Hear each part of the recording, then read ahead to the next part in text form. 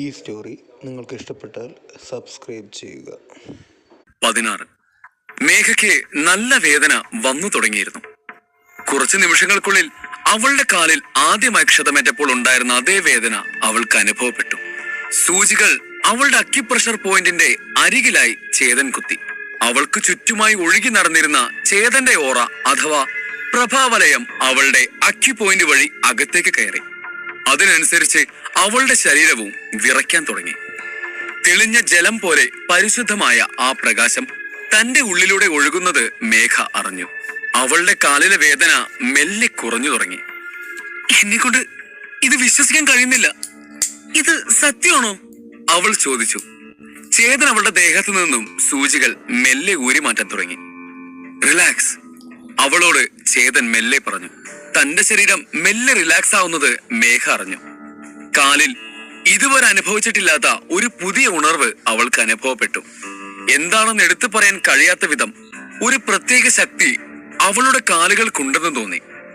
കാലങ്ങളായി ചുട്ടുപഴുത്ത മരുഭൂമിയിൽ നടന്നിട്ട് പെട്ടെന്ന് വെള്ളത്തിൽ കാല് കുത്തിയത് പോലൊരു ആശ്വാസം അവൾക്കുണ്ടായി. തനിക്ക് കാലിൽ പണ്ടത്തേതുപോലെ തന്നെ ബലം പ്രയോഗിക്കാൻ കഴിയുന്നുണ്ടെന്ന് തിരിച്ചറിഞ്ഞപ്പോൾ അവളുടെ കണ്ണുകൾ വിടർന്നു. എന്റെ കാല്, ഞാനീ കാണുന്നൊക്കെ സത്യമാണോ എന്ന് അത്ഭുതത്തോടെ ചോദിച്ചുകൊണ്ട് മേഘ തന്റെ കാലിൽ തൊട്ടു നോക്കി. Thank you so much. Chetana നോക്കി നന്ദിയോടെ അവൾ പറഞ്ഞു. മാജിക് സ്കൂളിലെ ഏറ്റവും ബെസ്റ്റ് ടീച്ചേഴ്സിന് പോലും ചെയ്യാൻ കഴിയാത്തത് ഏറ്റവും വേസ്റ്റ് ടീച്ചറായ ചേതൻ ചെയ്ത് കാണിച്ചതിൽ മേഘയ്ക്ക് വിശ്വസിക്കാനായില്ല. കുറച്ചു നിമിഷങ്ങൾക്ക് മുമ്പ് വരെ തന്നെ പഠിപ്പിക്കാൻ യോഗ്യതയില്ലെന്ന് മേഘ വിചാരിച്ചിരുന്ന ഒരു ടീച്ചർ ഇപ്പോൾ തന്റെ ജീവിതം മാറ്റിമറിച്ചതോർത്ത് അവൾക്ക് ആശ്ചര്യം തോന്നി. Sir, you are great. സാറിന്റെ സ്റ്റുഡന്റ് ആകാൻ പറ്റിയത് എന്റെ ഭാഗ്യമാണ് എന്ന് പറഞ്ഞ് മേഘ അവനെ തല കുമ്പിട്ട് വണങ്ങി. ഇപ്പൊ നിനക്ക് പ്രശ്നങ്ങളൊന്നുമില്ലെന്ന് ഞാൻ കരുതുന്നു. അഥവാ എന്തെങ്കിലും ഉണ്ടെങ്കിൽ എന്നോട് പറയണം. ഇപ്പൊ നീ ചെല്ല്, പുറത്തു പോയി പഴയതുപോലെ ട്രെയിൻ ചെയ്ത് തുടങ്ങിക്കോ. സ്നേഹത്തോടെ ചേതൻ പറഞ്ഞു. തലയാട്ടിക്കൊണ്ട് അവൾ പുറത്തേക്ക് ഇറങ്ങാൻ തുടങ്ങിയതും ചേതൻ അവളെ വിളിച്ചു. മേഘ, ഋഷിയോട് ഇങ്ങോട്ട് വരാൻ പറയേ. അകത്ത് എന്താണ് സംഭവിക്കുന്നത് എന്നറിയാൻ ആകാംക്ഷയോടെ നോക്കി നിൽക്കുകയായിരുന്നു ബാക്കി 4 പേരും. പെട്ടെന്ന് ഋഷി അമർഷത്തോടെ ചേതനെ കുറിച്ച് മോശമായി സംസാരിക്കാൻ തുടങ്ങി. ഞാൻ എത്ര ടാലന്റഡ് ആയ സ്റ്റുഡന്റ് ആണെന്നറിയോ? 100 റാങ്കിനുള്ളിൽ വരുന്ന ടീച്ചേഴ്സ് എല്ലാം എന്നെ സെലക്ട് ചെയ്യാൻ റെഡി ആയിരുന്നു. എന്നാൽ ആ എഡ്യൂൻ സാർ പന്തയത്തിൽ തോറ്റ് എന്നെ ഇയാളുടെ അടുത്തേക്ക് പറഞ്ഞു വിട്ടു. ഇയാളുടെ അടുത്ത് ട്രെയിനിങ് ചെയ്യുന്നതിന് ഭേദം ഞാൻ ആത്മഹത്യ ചെയ്യുന്നതാണ്. നീ എന്താ ഇങ്ങനെ പറയുന്നേ? ചേതൻ സാർ അത്ര മോശമാണെന്ന് എനിക്ക് തോന്നുന്നില്ലല്ലോ, വിവേക് ചോദിച്ചു. എന്ത് മോശമായി തോന്നുന്നില്ലെന്നോ? അയാളെക്കാൾ മോശമായ വേറൊരു ടീച്ചർ ഇവിടെ ഇല്ല. നിനക്ക് വിശ്വാസമായില്ലെങ്കിൽ അകത്തേക്ക് പോയി മേഘ തിരിച്ചു വരുമ്പോ അവളുടെ മുഖം നീ കണ്ടോ? അവൻ അഹങ്കാരത്തോടെ മറുപടി പറഞ്ഞു. നീ പറയുന്നതിൽ ഒന്നും എനിക്ക് വിശ്വാസമില്ല. സാർ എന്റെ പോരായ്മ കണ്ടുപിടിച്ചത് മാറ്റി തന്നു. ഇപ്പോ എനിക്ക് കോൺഫിഡന്റ് ആക്കി ട്രൈഡന്റ് ഉപയോഗിക്കാൻ പറ്റുന്നുണ്ട്.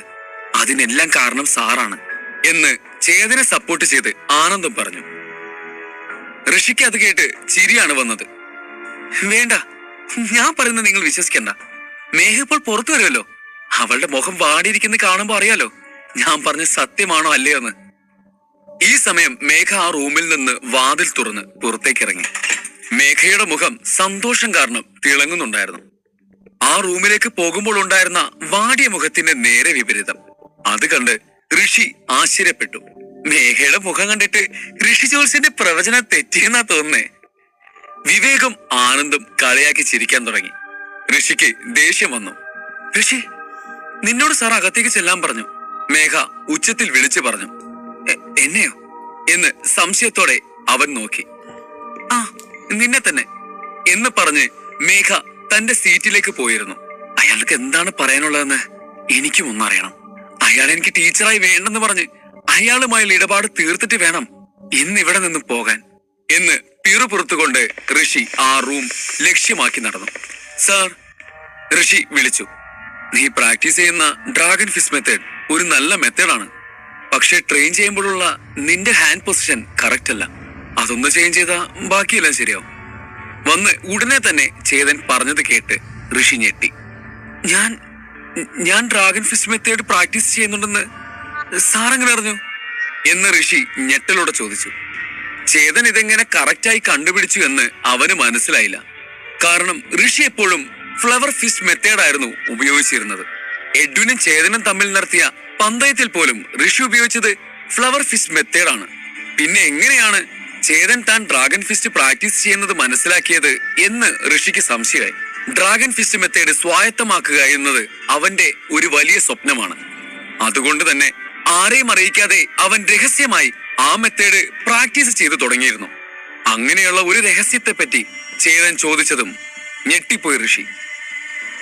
സാറിന് ഇതെങ്ങനെ അറിയാം എന്ന് പതർച്ചയോടെ അവൻ ചോദിച്ചു. ഡെസ്റ്റിനി ബുക്ക് കാരണമാണ് ഞാനിതൊക്കെ അറിയുന്നത് എന്ന് അവനോട് പറയാൻ പറ്റില്ലല്ലോ എന്നാലോചിച്ച് ചിരിച്ചുകൊണ്ട് ചേതൻ പറഞ്ഞു. നിന്റെ ഫ്ലവർ ഫിഷ് മെത്തേഡിൽ ഡ്രാഗൺ ഫിഷ് മെത്തേഡിന്റെ ഒരു ചായ്വ് ഞാൻ കണ്ടു. അങ്ങനെ മനസ്സിലായി ഞാനൊരു പ്രൊഫസർ അല്ലേ. ചേതൻ പറഞ്ഞത് കേട്ട് ആശ്ചര്യത്തോടെ ഋഷി അവനെ നോക്കി. ചേതൻ പറഞ്ഞതിൽ യാതൊരു സെൻസും ഉള്ളതായിട്ട് ഋഷിക്ക് തോന്നിയില്ല. ഫ്ലവർ ഫിഷ് മെത്തേഡും ഡ്രാഗൺ ഫിഷ് മെത്തേഡും നേരെ വിപരീതമായ കലകളാണ്. അങ്ങനെയുള്ളപ്പോൾ എങ്ങനെയാണ് ഫ്ലവർ ഫിഷ് മെത്തേഡിൽ ഡ്രാഗൺ ഫിഷിന്റെ ചായ്വ് കണ്ടെന്ന് പറയുന്നത്? ചേതനേക്കാൾ എത്രയോ മികച്ച ടീച്ചറാണ് എഡ്വിൻ. എന്നാൽ അദ്ദേഹത്തിന് പോലും ഇത് കണ്ടുപിടിക്കാൻ കഴിഞ്ഞില്ല. പിന്നെ എങ്ങനെയാണ് വെറും ഒരു സീറോ ആയ ചേതൻ ഇത് കണ്ടുപിടിച്ചത്? ഋഷിയുടെ മനസ്സിൽ ഒരുപാട് ചോദ്യങ്ങൾ ഉയർന്നു. നിന്റെ ഡ്രാഗൺ ഫിഷ് ഫോഴ്സ് നല്ലതാണ്, പക്ഷേ നിന്റെ പൊസിഷൻ ശരിയല്ല. പഞ്ച് ചെയ്യാൻ നേരം നിന്റെ കക്ഷത്തിൽ നിനക്ക് വേദന വരാറില്ലേ? അത് മാത്രമല്ല, അതിന്റെ കൂടെ അവിടെയുള്ള അക്യൂ പോയിന്റിൽ നിനക്ക് ചൊറിച്ചിലും തോന്നാറില്ലേ എന്ന് ചേതൻ ചോദിച്ചതും ഋഷിയുടെ കൈയൊന്ന് വിറച്ചു. ഇത് സാറിന് എങ്ങനെ? ഇതൊന്നും അത്ര വലിയ കാര്യമൊന്നുമല്ല. നീ ട്രെയിൻ ചെയ്ത രീതി തെറ്റാണ്, അതാണ് ഇങ്ങനെ. ഇനിയും ഒരു 3 വർഷം കൂടെ നീ ഇതേ ട്രെയിനിങ് രീതി കണ്ടിന്യൂ ചെയ്തിരുന്നെങ്കിൽ നിന്റെ കയ്യിലെ മസിലുകളെല്ലാം നശിച്ച് കൈ പിന്നെ അനക്കാൻ പറ്റാത്ത രീതിയിലാകുമായിരുന്നു. ചേതൻ പറഞ്ഞത് കേട്ട് പേടിച്ചു നിൽക്കുന്ന ഋഷിയെ കണ്ടതും ചേതൻ തുടർന്നു. ഇത്ര കേട്ടപ്പോ തന്നെ ഇങ്ങനെ ഷോക്കായാലെങ്ങനെയാ? ഇനിയുമുണ്ട്. ഇടയ്ക്ക് ഉറക്കത്തിൽ നിന്റെ ശരീരം സ്റ്റിഫായി കൈകൾ മാത്രം വിറയ്ക്കാറില്ലേ? സാർ, ഋഷി അവനെ അന്തം വിട്ടു നോക്കി. ചേതൻ ഋഷിയെ കുറിച്ച് പറഞ്ഞതെല്ലാം സത്യമായിരുന്നു. ഋഷിയുടെ ശരീരം രാത്രിയിലാകെ സ്റ്റിഫായി കൈകൾ മാത്രം വിറയ്ക്കാൻ തുടങ്ങുമായിരുന്നു. പ്രാക്ടീസ് ചെയ്യുന്നത് കൊണ്ടാണ് ഇങ്ങനെ സംഭവിക്കുന്നത് എന്നാണ് ഋഷി ആദ്യം കരുതിയിരുന്നത്. എന്നാൽ ഇപ്പോൾ ചേതൻ പറഞ്ഞത് കേട്ട് അവൻ ആകെ ഞെട്ടി. ഈ ഡ്രാഗൺ ഫിസ്റ്റ് മെത്തേഡ് ഒരാളുടെ ശരീരത്തെ ഡ്രാഗന്റേതുപോലെ ശക്തിയുള്ളതാക്കി മാറ്റും. നിന്റെ ശരീരഘടനയെ അത് മൊത്തമായി മാറ്റിമറിക്കും. നീ സ്റ്റേജ് 4 ഫൈറ്റർ ആയിരുന്നെങ്കിൽ ഉള്ള ശേഷി ഉണ്ടാകുമായിരുന്നു. എന്നാൽ നീ സ്റ്റേജ് 1-ലാണുള്ളത്. നിന്റെ ശരീരത്തിന് ആ ശക്തി താങ്ങാനുള്ള ശേഷിയില്ല. നീ ലെഫ്റ്റ് ഹാൻഡ് യൂസ് ചെയ്തില്ലെങ്കിൽ കൂടി നിന്റെ ആ കൈക്കാണ് ശക്തി കൂടുതൽ. പക്ഷേ നീ റൈറ്റ് ഹാൻഡ് യൂസ് ചെയ്യുന്നത് കൊണ്ട് ഈ ശക്തി താങ്ങാൻ കഴിയാതെ അത് നിന്റെ ശരീരത്തെ ബാധിക്കും. അതുകൊണ്ടാണ് നിനക്ക് വേദനയും വിറയിലും എല്ലാം അനുഭവപ്പെടുന്നത് എന്ന് ചേതൻ പറഞ്ഞതും ഋഷി നിലത്തേക്ക് മുട്ടുകുത്തി വീണ് കരയാൻ ആരംഭിച്ചിരുന്നു. ചേതനെ ഒരു യോഗ്യതയില്ലാത്ത ടീച്ചറായാണ് ഋഷി കണ്ടിരുന്നത്. എന്നാൽ യഥാർത്ഥത്തിൽ ചേതൻ ഒരു സംഭവമാണെന്ന് ഋഷിക്ക് മനസ്സിലായി. ചേതനെ ടീച്ചറായി കിട്ടിയത് ഭാഗ്യമായി അവന് തോന്നി. സാറ് വേണം എനിക്കിതിനൊരു പരിഹാരം ഉണ്ടാക്കി തരാൻ എന്ന് കരഞ്ഞുകൊണ്ട് ഋഷി പറഞ്ഞതും നീ ഇപ്പൊ പോയി ട്രെയിനിങ് കണ്ടിന്യൂ ചെയ്യ്, ഞാൻ ഇതിനെക്കുറിച്ച് ഒന്ന് ആലോചിച്ചിട്ട് പറയാം എന്ന് ചേതൻ മറുപടി പറഞ്ഞു. ഋഷി അത് കേട്ടതും എഴുന്നേറ്റ് ചേതനോട് താങ്ക്സ് പറഞ്ഞു. നീ പോയിട്ട് സാറയോട് വരാൻ പറ എന്ന് ചേതൻ പറഞ്ഞതും ശരി എന്ന് തലയാട്ടി ഋഷി പുറത്തേക്ക് പോയി. ഋഷി റൂമിൽ നിന്നും പുറത്തേക്ക് ഇറങ്ങിയതും സാറയും വിവേകും ആനന്ദും അവനെ മാറി മാറി നോക്കി. എന്താ ഋഷി, പറഞ്ഞതുപോലെ തന്നെ നീ സാറിന്റെ അടുത്തുനിന്ന് എസ്കേപ്പ് ആയോ? ഇനി വേറെ സാറിനെ അന്വേഷിക്കാൻ പോവാണോ? വിവേക് കളിയാക്കിക്കൊണ്ട് ചോദിച്ചു. എസ്കേപ്പോ? ഞാനോ? എന്തിന്? ചേതൻ സാറുള്ളപ്പോ ഞാൻ എന്തിനാ വേറെ സാറിനെ നോക്കുന്നത്? എന്നോടൊരു ദൈവം വന്ന് പറഞ്ഞാലും ഞാൻ വേറെ സാറിനെ നോക്കില്ല എന്ന് ഇതിനു മുമ്പ് താൻ ചേതനെ കുറ്റമേ പറഞ്ഞിട്ടില്ലാത്ത മട്ടിൽ ഋഷി പറഞ്ഞു. എടാ, ഇത് കുറച്ചു മുന്നേ വീമ്പളക്കിയ ഋഷി തന്നെയാണോ, അതോ നമുക്ക് ആള് മാറിപ്പോയതാണോ? ഋഷിയുടെ പെട്ടെന്നുള്ള മാറ്റം കണ്ട് ആനന്ദ് വിവേകിനോട് ചോദിച്ചു. അത് തന്നെയാണ് ഞാനും ആലോചിക്കുന്നേ എന്ന് ചിരിച്ചുകൊണ്ട് വിവേകം മറുപടി പറഞ്ഞു. ഞാൻ അറിയാതെ പറഞ്ഞു പോയതാ. ഇതൊക്കെ പ്രായത്തിന്റെ വിവരക്കേടായി കണ്ട് വിട്ടുകളാ. ചമ്മൽ മറച്ചു വെച്ച് അവൻ പറഞ്ഞു. സാറ, അടുത്തത് നീയാണ് എന്ന് പറഞ്ഞ് ഋഷി തന്റെ സീറ്റിൽ പോയിരുന്നു. നേരത്തെ പോയി വന്ന രണ്ടുപേരുടെ മുഖത്തെ ഭാവമാറ്റം സാറ ശ്രദ്ധിച്ചിരുന്നു. അത് വെച്ച് തന്നെ ചേതൻ ഒരു സ്കിൽഫുൾ ആയ ആളാണെന്ന് സാറയ്ക്ക് മനസ്സിലായിരുന്നു. എന്നിരുന്നാലും അഞ്ഞൂറാൻ പറഞ്ഞ വാക്കുകളും അവളുടെ മനസ്സിലുണ്ടായിരുന്നു. സാറ റൂമിന് അകത്തേക്ക് കയറി ചേതനെ വിഷ് ചെയ്തു. വാ വന്നിരിക്കെ എന്ന് തനിക്ക് മുന്നിലുള്ള സീറ്റ് കാണിച്ചുകൊണ്ട് ചേതൻ പറഞ്ഞു. സാർ, എന്റെ പ്രശ്നം മാറ്റിത്തരാന്ന് പറഞ്ഞിരുന്നു. സാറ അവനെ ഓർമ്മിപ്പിച്ചു. ചേതൻ അവളുടെ പ്രശ്നത്തെക്കുറിച്ച് വലുതായി ഒന്നും ആലോചിച്ചിരുന്നില്ല. കാരണം സാറയ്ക്ക് അസുഖമൊന്നുമില്ല. അവളുടെ ശരീരം നല്ല ആരോഗ്യത്തോടെയാണുള്ളത്. അത് മാത്രമല്ല, അവളുടെ ഓറ വളരെ പവർഫുൾ ആയതാണ്. അത് ശരിയായ രീതിയിൽ ഉപയോഗിച്ചാൽ അവൾക്ക് പെട്ടെന്ന് തന്നെ ശക്തിശാലിയാകാൻ സാധിക്കും. സത്യത്തിൽ നിനക്ക് ഒരു അസുഖമില്ല. നിന്റെ ബോഡി വളരെ ശുദ്ധമാണ്. ശരിക്കും നീ അതിൽ സന്തോഷിക്കുകയാണ് വേണ്ടത്. ചേതൻ പറഞ്ഞത് കേട്ടതും അവൾ അവനെ സംശയത്തോടെ നോക്കി. അപ്പോ അന്ന് പറഞ്ഞതോ? സംശയത്തോടെ സാറ ചോദിച്ചു. മറ്റു സ്ത്രീകളെ അപേക്ഷിച്ച് നോക്കുമ്പോ നിന്റേത് വളരെ ഹെൽത്തി ആയ ബോഡിയാണ്. നിനക്ക് ചെറിയ പ്രായത്തിലൊന്നും പ്രശ്നങ്ങൾ വന്നിട്ടുണ്ടായില്ലായിരിക്കും. എന്നാ വളരുന്നതിനനുസരിച്ച് നിന്റെ ഉള്ളിലെ ഹോർമോൺസിന്റെ അളവും കൂടും. അത് നിന്റെ ശരീരത്തെ ബാധിക്കും. നിന്റെ മനോബലത്തെ കിടന്ന് നിന്റെ ഉള്ളിലെ ആസക്തി മുന്നിട്ട് നിൽക്കുന്നത് അതുകൊണ്ടാണ്. മറ്റു സ്ത്രീകൾക്കും ഈ പ്രശ്നം വരാറുണ്ട്. എന്നാൽ അവർക്ക് അത് കൺട്രോൾ ചെയ്യാൻ സാധിക്കും. പക്ഷേ നിന്റെ ശരീരത്തിലെ ചില പ്രത്യേകതകൾ കാരണം നിന്റെ ശരീരം നിന്നെ അതിന് സമ്മതിക്കുന്നില്ല. അല്ലാതെ ഇതൊരു ഭീകരമായ പ്രശ്നമൊന്നുമല്ല, സാധാരണ ഒരു കാര്യമാണ് എന്ന് ചേതൻ അവൾക്ക് ശാന്തമായി പറഞ്ഞ് മനസ്സിലാക്കി കൊടുത്തു. സാർ, അപ്പോ എന്റെ ബോഡി ശരിക്കും അത്രയ്ക്ക് പ്യൂറാണോ? ഉത്സാഹത്തോടെ അവൾ ചോദിച്ചു. അവളോട് ആരും ഇതുവരെ അങ്ങനെ ഒരു അഭിപ്രായം പറഞ്ഞിട്ടില്ലായിരുന്നു. അവനൊരു ചിരി മറുപടിയായി നൽകി. നിന്റെ ഫൈറ്റ് മെത്തേഡ് സ്റ്റോം ഫിസ്റ്റ് അല്ലേ എന്ന് ചോദിച്ചു. അത് നല്ല ഫൈറ്റ് മെത്തേഡാണ്. പക്ഷേ ആ മെത്തേഡ് നിനക്ക് സെറ്റ് ആവില്ല. അത് മാറ്റി നിനക്ക് ചേരുന്ന വേറൊരു ടെക്നിക്ക് ഉപയോഗിച്ചാൽ നിന്റെ ഈ പ്രശ്നത്തിന് തന്നെ ഒരു മാറ്റം ഉണ്ടാവും. സാർ, സാറിനെങ്ങനെ ഞാൻ സ്റ്റോം ഫിസ്റ്റ് മെത്തേഡാണ് ഉപയോഗിക്കുന്നത് എന്ന് മനസ്സിലായത് എന്ന് അത്ഭുതത്തോടെ സാറ ചോദിച്ചു. നിന്റെ പ്രശ്നത്തെക്കുറിച്ച് കണ്ടുപിടിച്ച എനിക്ക് ഇത് കണ്ടുപിടിക്കാനാണോ പാട് എന്ന് ചിരിച്ചുകൊണ്ട് ചേതൻ ചോദിച്ചു. അപ്പോ ഞാൻ ഏത് ടെക്നിക്ക് ഉപയോഗിക്കുന്നതാവും നല്ലതെന്നും സാറിന് അറിയാൻ പറ്റില്ലേ? സാറ പ്രതീക്ഷയോടെ ചോദിച്ചു. നിന്റെ ശക്തി കൂട്ടുന്ന രീതിയിലുള്ള ഒരു മെത്തേഡ് കണ്ടുപിടിക്കണം. നിന്റെ ബോഡി പെട്ടെന്ന് തന്നെ അഡാപ്റ്റ് ചെയ്തോളും. ഏത് മെത്തേഡായിരിക്കും നിനക്ക് നല്ലതെന്ന് ഞാൻ ലൈബ്രറിയിൽ പോയി നോക്കിയിട്ട് പറയാം. നീ ഇനി അതിനെക്കുറിച്ചൊന്നും ആലോചിച്ച് തലപോക്കണ്ട, ഞാൻ നോക്കിക്കൊള്ളാം. താങ്ക് യു സർ എന്ന് തല കുനിച്ച് ബഹുമാനത്തോടെ സാറ പറഞ്ഞു. തന്റെ പ്രശ്നത്തിന് പരിഹാരം കിട്ടിയില്ലെങ്കിലും അറ്റ്ലീസ്റ്റ് അതിന്റെ കാരണമെങ്കിലും അറിയാൻ കഴിഞ്ഞതിന്റെ സന്തോഷത്തിലായിരുന്നു സാറ. ശരി, നീ പോയി ആനന്ദിനോട് അകത്തേക്ക് വരാൻ പറ എന്ന് ചേതൻ പറഞ്ഞതും അവൾ ശരി എന്ന് തലയാട്ടി പുറത്തേക്കിറങ്ങി. ഇതേ സമയം അക്കാദമിയിൽ മറ്റൊരിടത്ത് നല്ല ഉയരമുള്ള ബലവാനായ ഒരു പയ്യൻ തിരിഞ്ഞു നിന്നുകൊണ്ട് ചോദിച്ചു. സാറ് പറയുന്നതൊക്കെ സത്യമാണോ?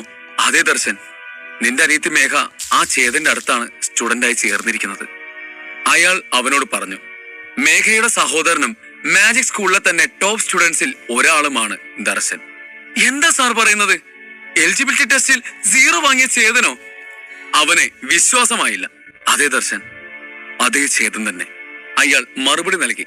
എങ്കില് ഉറപ്പായിട്ടും ചേതൻ അവളെ ചതിച്ചു ചേർത്തതായിരിക്കും. എന്റെ അനിയത്തിയെ പറ്റിച്ചാൽ എന്തായിരിക്കും വിധിയെന്ന് ഞാൻ അയാൾക്ക് കാണിച്ചു കൊടുക്കാം. ദേഷ്യത്തോടെ പറഞ്ഞ് ചേതന്റെ ക്ലാസ് റൂം ലക്ഷ്യമാക്കി ദർശൻ നടന്നു. അധ്യായം 17. നഗരത്തിലെ 4 അറിയപ്പെടുന്ന കുടുംബങ്ങളിൽ ഒന്നാണ് ദർശന്റെ കുടുംബം. മാജിക് അക്കാദമിയിലെ പ്രിൻസിപ്പൽ വരെ ദർശന്റെ കുടുംബത്തിന് മുമ്പിൽ തലകുനിച്ച് മര്യാദ കാണിക്കാറുണ്ടത്രേ. അങ്ങനെയുള്ളപ്പോൾ ഏറ്റവും മോശമായ ഒരു ടീച്ചർ തന്റെ സഹോദരിക്ക് ക്ലാസ് എടുക്കുന്നത് ദർശന് സഹിക്കാനായില്ല. ചേതനെ കുറിച്ച് ആളുകൾ പറയുന്നത് കേട്ട് അറിവുള്ള ദർശന് തന്റെ ദേഷ്യം അടക്കാൻ കഴിയുന്നുണ്ടായിരുന്നില്ല. അവൻ ചേതന്റെ ക്ലാസ് റൂം ലക്ഷ്യമാക്കി നടന്നു. ചേതന്റെ ക്ലാസ്സിന് മുന്നിലെത്തിയതും തലയിലും കയ്യിലും ഒക്കെയായി കെട്ടുകളോട് കൂടി നിൽക്കുന്ന അഞ്ഞൂറാനെയാണ് കണ്ടത്. നീ ദർശനല്ലേ എന്ന് ആശ്ചര്യത്തോടെ അഞ്ഞൂറാൻ അവനോട് ചോദിച്ചു.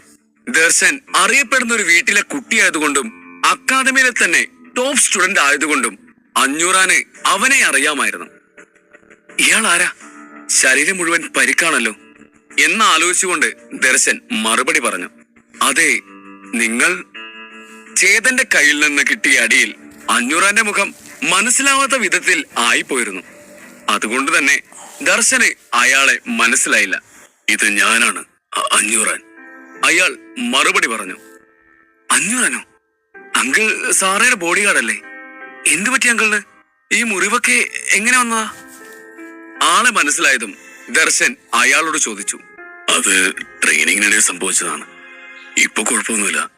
അല്ല, മോനെന്തെവിടെ? അഞ്ഞൂറാൻ ചോദിച്ചു. എന്റെ അനിയത്തി മേഘ ചേതന്റെ അടുത്താണ് സ്റ്റുഡന്റായി ചേർന്നിരിക്കുന്നത്. അതുകൊണ്ട് അയാൾ ഒരു പാഠം പഠിപ്പിക്കാൻ വന്നതാണ് എന്ന് കോപത്തോടെ ദർശൻ പറഞ്ഞു. നിന്റെ സഹോദരിയോ? അവൾ നിന്നെ പോലെ തന്നെ ശക്തിശാലി ആയിരിക്കണമല്ലോ. പിന്നെന്തിനാണ് ഇവന്റെ അടുത്ത് വന്ന് ചേർന്നത്? അഞ്ഞൂറാനെ വിശ്വസിക്കാനായില്ല. അവൾ ഈ സ്കൂളിൽ പുതിയതാണ്. ഇവിടെയുള്ള ടീച്ചേഴ്സിനൊന്നും അവൾക്കറിയില്ല. എന്റെ സഹായമോ റെക്കമെൻഡേഷനോ വേണ്ടെന്ന് പറഞ്ഞ് തനിയെ വന്ന് ശ്രമിച്ചതാണ്. ലിൻഡ മാമിന്റെ അടുത്താണ് ചേരാൻ പോകുന്നതെന്നാണ് ഞാൻ കേട്ടത്. പക്ഷേ ഇപ്പോഴാണ് അറിഞ്ഞത് ഇയാളുടെ അടുത്താണ് വന്ന് ചേർന്നതെന്ന്. ഉറപ്പായും എന്തെങ്കിലും പറഞ്ഞ് പറ്റിച്ച് ചേർത്തതാകോ അവളെ എന്ന് കോപത്തോടെ ദർശൻ പറഞ്ഞു. ശരിയാണ്, അങ്ങനെ എന്തെങ്കിലും പറഞ്ഞ് പറ്റിച്ചതാവും അവൻ, അഞ്ഞൂറാൻ ദേഷ്യത്തോടെ പറഞ്ഞു. അല്ല അതിരിക്കട്ടെ, അങ്കിൾ എന്തിവിടെ എന്ന് ദർശൻ ചോദിച്ചു. നിന്റെ അതേ അവസ്ഥയിലാണ് ഞാനും ഇപ്പോൾ ഉള്ളത്. ആ ചേതൻ എന്തോ പറഞ്ഞു പറ്റിച്ച് മേഡത്തെ അവന്റെ സ്റ്റുഡന്റായി ചേർത്തു. ഇപ്പോ ഞാൻ വെളിയിലും മേടകത്തും. എന്ത്? സാറേയും അയാളുടെ അടുത്ത് ചേർന്നോ? എന്നിട്ട് അകത്ത് പോയി അവനെ ശരിയാക്കാതെ അങ്കിൾ എന്ത് ഇവിടെ നിന്ന് ബോഡി ഗാർഡ് കളിക്കുന്നേ? നീ ചോദിച്ചത് കറക്റ്റാണ്. പക്ഷേ ഞാൻ അകത്ത് ചെന്ന് അവന്റെ കുത്തിനെ പിടിച്ച് രണ്ട് പറയാൻ പോയതും മേഡം എന്റെ കുത്തിനെ പിടിച്ച് എന്നെ പുറത്താക്കി. എന്തായാലും നല്ല സമയത്താണ് വന്നത്. നീ ആദ്യം പോയി അവനെ അപമാനിച്ചു വിട്ട ആ സമയം മുതലെടുത്ത് ഞാൻ മേഡത്തെയും കൊണ്ടിവിടുന്ന് പോകാം, അഞ്ഞൂറാൻ ഉപദേശിച്ചു. അങ്കിളെ പേടിക്കണ്ട. അങ്കിളുടെ മേഡം മാത്രമല്ല, അവന്റെ എല്ലാ സ്റ്റുഡൻസും ഇപ്പൊ ഇവിടെ നിന്നും രക്ഷപ്പെട്ടോടും. നോക്കിക്കോ എന്ന് പല്ല് കടിച്ചുകൊണ്ട് പറഞ്ഞ് കതക് തുറന്ന് ദർശൻ അകത്തേക്ക് കയറി. ഇതേ സമയം ചേതൻ ക്ലാസ് റൂമിനകത്തുള്ള അറയ്ക്കുള്ളിൽ ആനന്ദിന് ട്രൈഡന്റ് ഉപയോഗിക്കാനുള്ള ടിപ്പുകളും മറ്റും പറഞ്ഞു കൊടുക്കുകയായിരുന്നു. അകത്തേക്ക് കയറിയതും ദർശൻ ആദ്യം കണ്ടത് മേഘയുടെ കൂടെ സംസാരിച്ചിരിക്കുന്ന മറ്റു 3 കുട്ടികളെയാണ്. പിന്നീടാണ് അകത്തുള്ള അറയിൽ ചേതനും ആനന്ദും ഇരിക്കുന്നത് കണ്ടത്. നിങ്ങളാണോ ചേതൻ സർ എന്ന് ദർശൻ ചോദിച്ചു. അവനാണ്, അവൻ തന്നെയാണ് ആ നശിച്ചവൻ എന്ന് അഞ്ഞൂറാൻ അടുത്തു നിന്നും പറഞ്ഞു. ഓ, ഞാൻ ഇയാളെ ഇതുവരെ കണ്ടിട്ടില്ല, പക്ഷേ ഒരുപാട് കേട്ടിട്ടുണ്ട്, പരിഹാസത്തോടെ ദർശൻ പറഞ്ഞു. എന്നാൽ ചേതൻ അവനെ നോക്കി ഒന്ന് ചിരിച്ചുകൊണ്ട് ഇതാരാണാവോ എന്ന് ചോദിച്ചു. ദർശൻ അട്ടഹസിച്ച് ചിരിക്കാൻ തുടങ്ങി. ഞാൻ ആരാണെന്ന് ഈ സ്കൂളിൽ എല്ലാവർക്കും അറിയാം. എന്നോട് സംസാരിക്കാനുള്ള യോഗ്യത നിങ്ങൾക്കുണ്ടെന്ന് തോന്നുന്നില്ല. പിന്നെ ഇപ്പോഴും സാറെന്ന് വിളിക്കുന്നത് നിങ്ങളുടെ പ്രൊഫഷനോടുള്ള ബഹുമാനം കൊണ്ട് മാത്രമാണ്, പുച്ഛത്തോടെ അവൻ പറഞ്ഞു. ആ, എനിക്കും നിന്നോട് സംസാരിക്കാൻ സമയമില്ല. സോ വന്ന കാര്യം പറഞ്ഞിട്ട് വേഗം സ്ഥലം കാലിയാക്കാൻ നോക്ക്, ചേതൻ ലാഘവത്തോടെ പറഞ്ഞു. എന്റെ സിസ്റ്റർ മേഘയെ നിങ്ങളുടെ അടുത്തുനിന്ന് റിലീസ് ചെയ്യും, അത് പറയാനാണ് ഞാൻ വന്നത്, കൈ കെട്ടി നിന്നുകൊണ്ട് ദർശൻ പറഞ്ഞു. അതുവരെ പേടിയോടെ എല്ലാം കണ്ടു നിന്ന മേഘ പെട്ടെന്ന് എഴുന്നേറ്റ് ദർശന്റെ അടുത്ത് ചെന്നു. ഞാൻ എന്റെ ഇഷ്ടത്തിലാണ് ചേതൻ സാറിന്റെ അടുത്ത് വന്ന് ചേർന്നത്, അതുകൊണ്ട് ഇതിലേട്ടൻ തലയിടാൻ വരണ്ട. എന്നാൽ ദർശൻ അത് വകവെക്കാതെ അവളെ പിടിച്ചു മാറ്റി ചേതന്റെ നേർക്കു നേരെ നിന്നു. നിങ്ങൾ മറ്റുള്ള കുട്ടികളെ എന്ത് പറഞ്ഞ് പറ്റിച്ച് വെളിയിൽ ചേർത്തോളൂ, പക്ഷേ ഇവൾ എന്റെ അനിയത്തിയാണ്. ഇവളോട് കളിച്ചാ എന്റെ വിധം മാറും എന്ന് കോപത്തോടെ ദർശൻ പറഞ്ഞു. നിന്റെ അനിയത്തിയുടെ കാര്യം മാത്രം പറയാതെ സാറ മേഡത്തെ കൂടെ വിട്ടയക്കാൻ പറയും, അഞ്ഞൂറാൻ ഇടയ്ക്ക് കയറി പറഞ്ഞു. ആദ്യം എന്റെ പേഴ്സണൽ മാറ്റർ സെറ്റാക്കട്ടെ, എന്നിട്ട് അങ്കിളുടെ കാര്യം സെറ്റാക്കി തരാം, ദർശൻ അഞ്ഞൂറാനോട് പറഞ്ഞു. എന്നിട്ട് ചേതന് നേരെ തിരിഞ്ഞു. എന്താണ് ഈ നോക്കി നിൽക്കുന്നത്? വേഗം മേഘയെ പറഞ്ഞോട്, ചേതന് നേരെ പുരികം ഉയർത്തിക്കൊണ്ട് ദർശൻ പറഞ്ഞു. ചേതന് അത് കേട്ട് വല്ലാത്ത ദേഷ്യം തോന്നി. ഒരു മനുഷ്യൻ നന്നായ ഇവന്മാർക്കാവുന്ന കണ്ണിന് പിടിക്കില്ലേ? പഴയ ചേതൻ ഈ സിറ്റുവേഷനിൽ എന്ത് ചെയ്യുമായിരുന്നു എന്ന് എനിക്കറിയില്ല, പക്ഷേ ഈ പുതിയ ചേതൻ, അതായത് ജഗൻ, വെറുതെ ഇരിക്കാൻ തീരുമാനിച്ചിട്ടില്ല എന്നവൻ മനസ്സിൽ പറഞ്ഞു. നിന്റെ അനിയത്തി ഇവിടെ ഉള്ളത് അവളുടെ ഇഷ്ടത്തിനാണ്. സോ നിന്റെ സമ്മതം എനിക്ക് ആവശ്യമില്ല. എനിക്ക് ക്ലാസ് എടുക്കണം. ഒന്ന് പോയി തന്നിരുന്നെങ്കിൽ നന്നായിരുന്നു. പുറത്തേക്കുള്ള വഴിയിലേക്ക് കൈ ചൂണ്ടിക്കൊണ്ട് ചേതൻ പറഞ്ഞു. ക്ലാസ് എടുക്കണമെന്നോ? അതിനെന്തറിയാം നിങ്ങൾക്ക് പഠിപ്പിക്കാനായിട്ട്? നിങ്ങളുടെ ഈ നാടകമൊക്കെ ഈ ഇരിക്കുന്ന കുട്ടികളുടെ മുമ്പിൽ നടക്കുമായിരിക്കും. പക്ഷെ എന്റെ അടുത്ത് നടക്കില്ല. ഞാൻ നിങ്ങൾക്ക് റെസ്പെക്ട് തരുന്നുണ്ടെന്ന് കരുതി നിങ്ങൾ എന്നേക്കാൾ വലിയ ആളൊന്നുമല്ല. ഞാനൊരു സ്റ്റുഡന്റ് ആണെങ്കിലും ഡോൺ ഫോർ ലെവലിലാണ്, നിങ്ങളെക്കാൾ ഒരു ലെവൽ മുകളിൽ. അത് മറക്കരുത്, ഇല്ലെങ്കിൽ ഞാൻ ആരാണെന്ന് എനിക്ക് കാണിച്ചു തരേണ്ടി വരും എന്ന് പറഞ്ഞ് ചക്രം പോലെ കൈകറക്കി തന്റെ ഓറ പുറത്തെടുത്തു ദർശൻ. എടാ, മേഘയുടെ ചേട്ടൻ വലിയ പുള്ളിയാന്ന് തോന്നുന്നു. കണ്ടില്ലേ, ഒരു സ്റ്റുഡന്റ് ആയിട്ട് കൂടി സാറിനോട് അങ്ങനെയൊക്കെ സംസാരിച്ച് തന്റെ പവർ കാണിച്ച് ഭീഷണിപ്പെടുത്തുന്നത്. നമ്മുടെ സാർ പുലിയുടെ അടുത്തപ്പെട്ട പൂച്ചയെ പോലെ ആയി എന്നാണ് തോന്നുന്നത്. ആനന്ദ് വിവേകിനോട് മെല്ലെ പറഞ്ഞു. മാജിക് സ്കൂളിലെ ചില സ്റ്റുഡൻസ് ടീച്ചേഴ്സിനേക്കാൾ പവർഫുൾ ആയിരുന്നു. അങ്ങനെയുള്ള സ്റ്റുഡൻസ് ടീച്ചേഴ്സിനെ അടിച്ചാൽ പോലും അവർക്കെതിരെ നടപടി പോലും എടുക്കില്ലായിരുന്നു.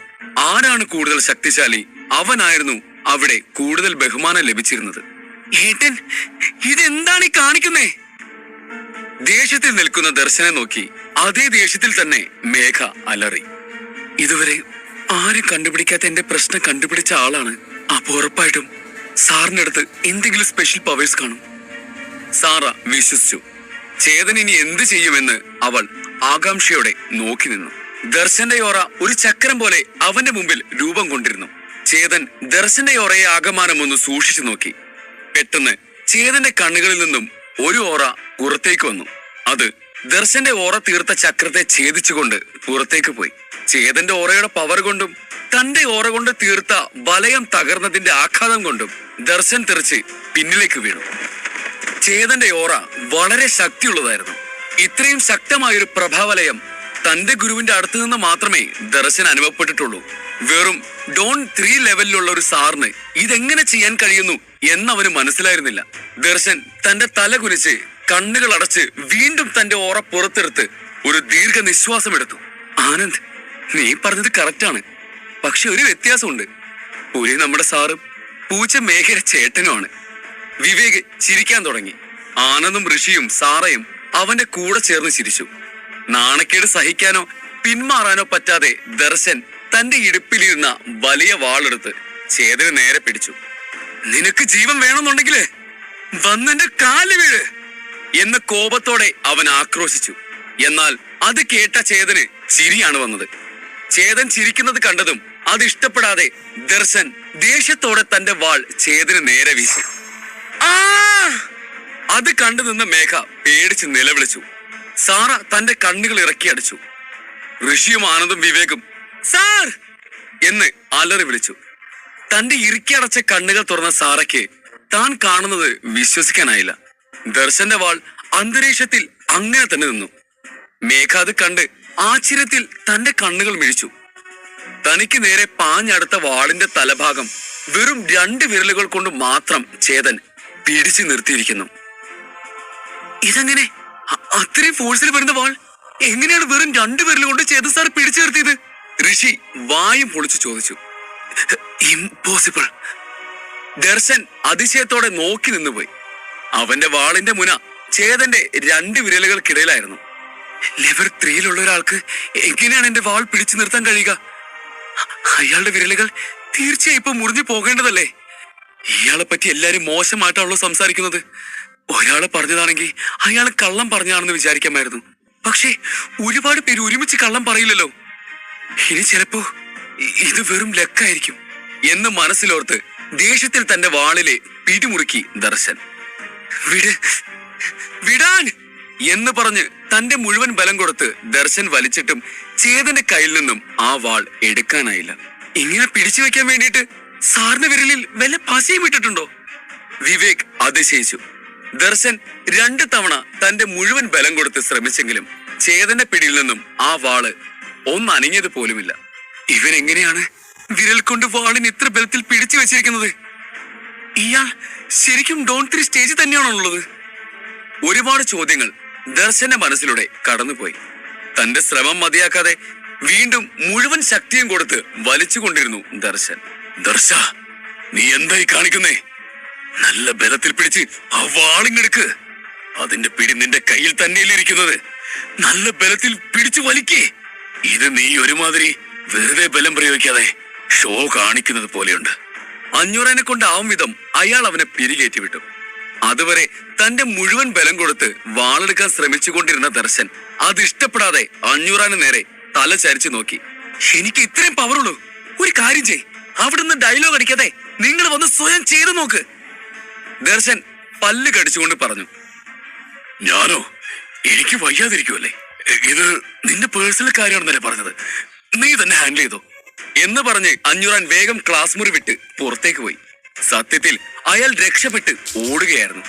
അഞ്ഞൂറാൻ പോയതും ദർശൻ വീണ്ടും തന്റെ വാളെടുക്കാനുള്ള ശ്രമത്തിൽ ശ്രദ്ധ കൊടുത്തു.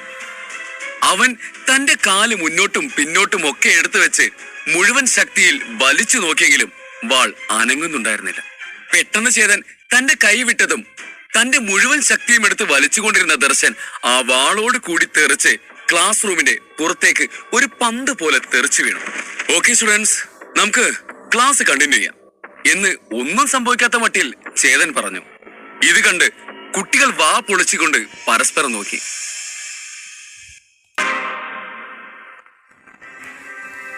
അധ്യായം 18. ദർശൻ തെറിച്ചു വീണത് ഒരു വിഷയമേ അല്ലാത്തതുപോലെ ക്ലാസ് കണ്ടിന്യൂ ചെയ്യാമെന്ന് ചേതൻ പറഞ്ഞതും വിദ്യാർത്ഥികൾ 5 പേരും ആശ്ചര്യത്തോടെ പരസ്പരം നോക്കി.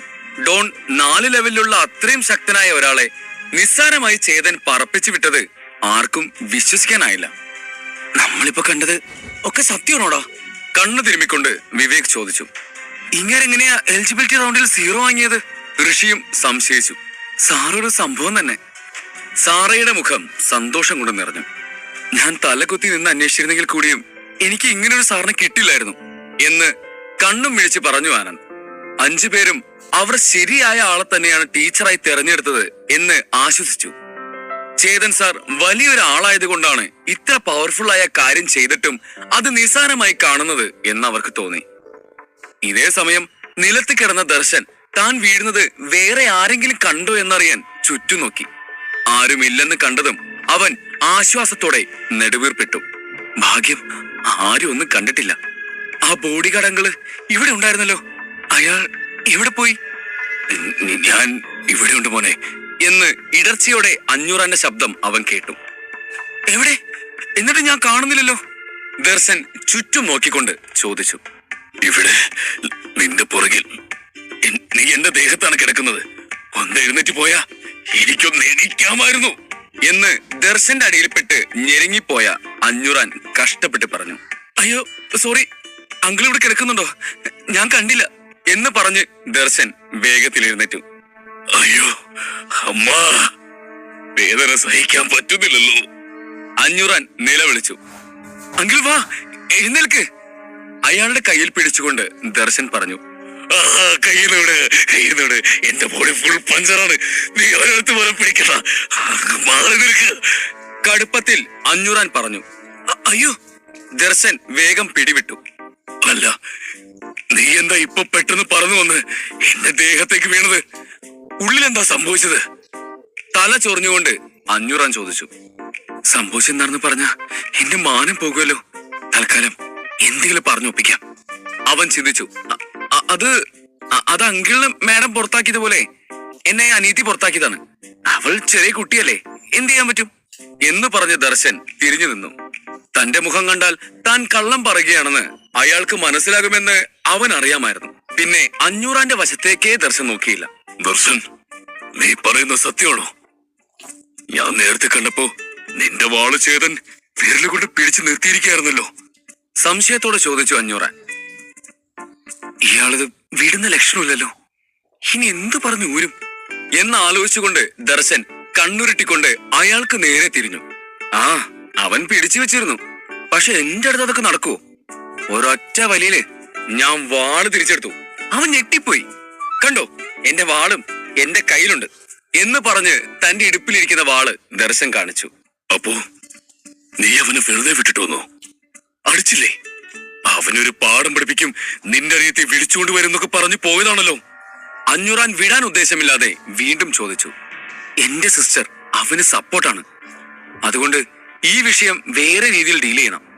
അത് വിട്, അത് ഞാൻ നോക്കിക്കൊള്ളാം എന്ന് പറഞ്ഞ് അയാളുടെ മറുപടിക്കായി കാത്തു നിൽക്കാതെ ദർശൻ മുന്നോട്ട് നടന്നു. ചേതന വെറും നിസ്സാരമായി കണ്ടിരുന്ന ദർശന്റെ മുഖം നാണക്കേടുകൊണ്ട് ചുവന്നിരുന്നു. തന്റെ മനസ്സ് ഒരു അഗ്നിപർവ്വതം പോലെ പുകയുന്നത് അവൻ അറിഞ്ഞു. എന്നിരുന്നാലും മാജിക് സ്കൂളിലെ ഏറ്റവും മോശമായ ഒരു ടീച്ചർ തന്നെ തൂക്കി എറിഞ്ഞത് തനിക്ക് നാണക്കേടാണെന്നുള്ളത് കൊണ്ട് അത് പുറത്ത് കാണിക്കാതെ അവൻ നടന്നു. ദർശൻ, ദർശൻ, ഒരു മിനിറ്റ് എന്ന് പറഞ്ഞ് ദർശന്റെ പിന്നാലെ അഞ്ഞൂറൻ ചെന്നു. എന്താ അങ്കിൾ നിങ്ങളുടെ പ്രശ്നം? വേഗം പറയ്, എനിക്ക് ട്രെയിനിങ്ങിന് സമയമായി. ആലോസരത്തോടെ ദർശൻ ചോദിച്ചു. എനിക്ക് ഒരു കാര്യം അറിയാനുണ്ടായിരുന്നു. നിനക്കത് പറയാൻ പറ്റുമോ? എന്തറിയണമെന്ന്? ആ ക്ലാസ് റൂമിൽ നടന്നതൊഴിച്ച് എന്ത് വേണമെങ്കിലും ചോദിച്ചോ. നിനക്ക് ഈ സ്കൂളിൽ എല്ലാവരും അറിയില്ലേ? എനിക്ക് 2 പേരുടെ ഡീറ്റെയിൽസ് വേണമായിരുന്നു. അഞ്ഞൂറാൻ പറഞ്ഞു. ഇന്നലെ നമ്മളെ പോലെ 2 പേർ ചേതന്റെ അടുത്ത് പോയി പ്രശ്നമാക്കിയിരുന്നു. അതിലൊന്ന് ഇവിടുത്തെ ലേഡി പ്രൊഫസറാണ്, മറ്റേത് അവളെ പ്രേമിച്ച് പുറകെ നടക്കുന്നവനും. ഇത് 2 പേരും ആരാണെന്ന് ഒന്ന് അന്വേഷിച്ച് പറയുവോ പ്ലീസ് എന്ന് തല ചെറിഞ്ഞുകൊണ്ട് അഞ്ഞൂറാൻ ചോദിച്ചു. അല്ല, അങ്കിൾ എന്തിനാ അവരെ കുറിച്ച് അന്വേഷിക്കുന്നത്? എന്താ പ്രശ്നം? ദർശന് സംശയമായി. എല്ലാം ചേതനുമായി ബന്ധപ്പെട്ട് തന്നെയാണ്. എന്നെ നീ ഹെൽപ്പ് ചെയ്താൽ ഈ വിഷയത്തിൽ ഞാനും നിന്നെ ഹെൽപ്പ് ചെയ്യാം. നമ്മുടെ ടാർഗറ്റ് ഒന്നാണല്ലോ. മുഷ്ടി ചുരുട്ടിക്കൊണ്ട് കടുപ്പത്തിൽ അഞ്ഞൂറാൻ പറഞ്ഞു. അഞ്ഞൂറാൻ പറഞ്ഞത് കേട്ടതും ദർശൻ കണ്ണുകൾ മിഴിച്ചുകൊണ്ട് ഓർത്തു. ഇപ്പൊ പഞ്ചറായ ടയർ പോലെ ഇരിക്കുന്നുണ്ടെങ്കിലും ഇയാൾ നാട്ടുകൂട്ടത്തലവന്റെ ബോഡിഗാർഡാണ്. വേർപ്പിക്കണ്ട, ചിലപ്പോ ഭാവിയിൽ ഉപകരിക്കും. ഇങ്ങനെയുള്ള കാര്യങ്ങളൊക്കെ അറിയണമെങ്കിൽ ഇവിടെ ഒരാളുടെ അടുത്ത് ചോദിച്ചാൽ മതി. അയാൾ ഇവിടെ തന്നെ കാണും. വാ നോക്കാം എന്ന് പറഞ്ഞ് ദർശൻ മുമ്പിൽ നടന്നു. പിന്നാലെ അഞ്ഞൂറാനും. കുറച്ച് മുന്നോട്ട് നടന്നതും ദർശൻ എന്നാരോ പിന്നിൽ നിന്ന് വിളിക്കുന്നത് കേട്ട് ദർശൻ നിന്നു. ആരായാലും പിന്നെ നോക്കാം, ഇപ്പൊ ഈ കാര്യമാണ് പ്രധാനം, അതുകൊണ്ട് നടക്ക് എന്ന് പറഞ്ഞ് അഞ്ഞൂറാൻ ദർശനെ മുന്നിലേക്ക് തള്ളിയതും ദർശൻ അയാൾക്ക് നേരെ തിരിഞ്ഞു. വെറുതെ ധൃതി കൊട്ടണ്ട, നമ്മൾ അന്വേഷിച്ച് പോയ ആള് അവൻ തന്നെയാണ് എന്ന് പറഞ്ഞ് ആ ശബ്ദത്തിന്റെ ഉടമയ്ക്ക് നേരെ തിരിഞ്ഞു. മെലിഞ്ഞ് പൊക്കം കുറഞ്ഞ ശരീരവും മുഖത്ത് ഒരു സോഡ കുപ്പി കണ്ണടയും വെച്ച് ആകെ വ്യത്യസ്തമായ ഒരു രൂപമായിരുന്നു അവന്. ഡാനി, നീ കറക്റ്റ് സമയത്താണ് വന്നത്. ഞങ്ങൾ നിന്നെ അന്വേഷിച്ചിറങ്ങിയതായിരുന്നു. ദർശൻ അവന്റെ തോളിൽ കൈയിട്ട് നിന്നു. ഡാ, ഇന്നലെ ചേതന്റെ അടുത്തൊരു സാറും മാമും പ്രശ്നമുണ്ടാക്കിയിരുന്നു. അവര് ആരാണെന്ന് അറിയൂ? ദർശൻ ചോദിച്ചു. അയാളുടെ അടുത്ത് എല്ലാരും വന്ന് വഴക്കുണ്ടാക്കുന്നുണ്ടല്ലോ, അതിൽ നിന്ന് ഞാൻ എങ്ങനെ ആരാണെന്ന് അറിയാനാണ്? അനിൽ ചോദിച്ചു. അതല്ലടാ, ഇന്നലെ സ്കൂൾ കഴിഞ്ഞിട്ട് ആരെങ്കിലും വഴക്കുണ്ടാക്കിയോ? അവൻ ചോദിച്ചു. ആ, ഇന്നലെ വിമൽ സാറും ശിവന്യ മാമും ചേതന്റെ അടുത്ത് സംസാരിക്കുന്നത് കണ്ടെന്ന് പറഞ്ഞു കേട്ടിരുന്നു. പക്ഷേ ശിവന്യ മാം ചേതനോട് വഴക്കൊന്നിട്ടില്ല, മര്യാദക്കാണ് സംസാരിച്ചത്.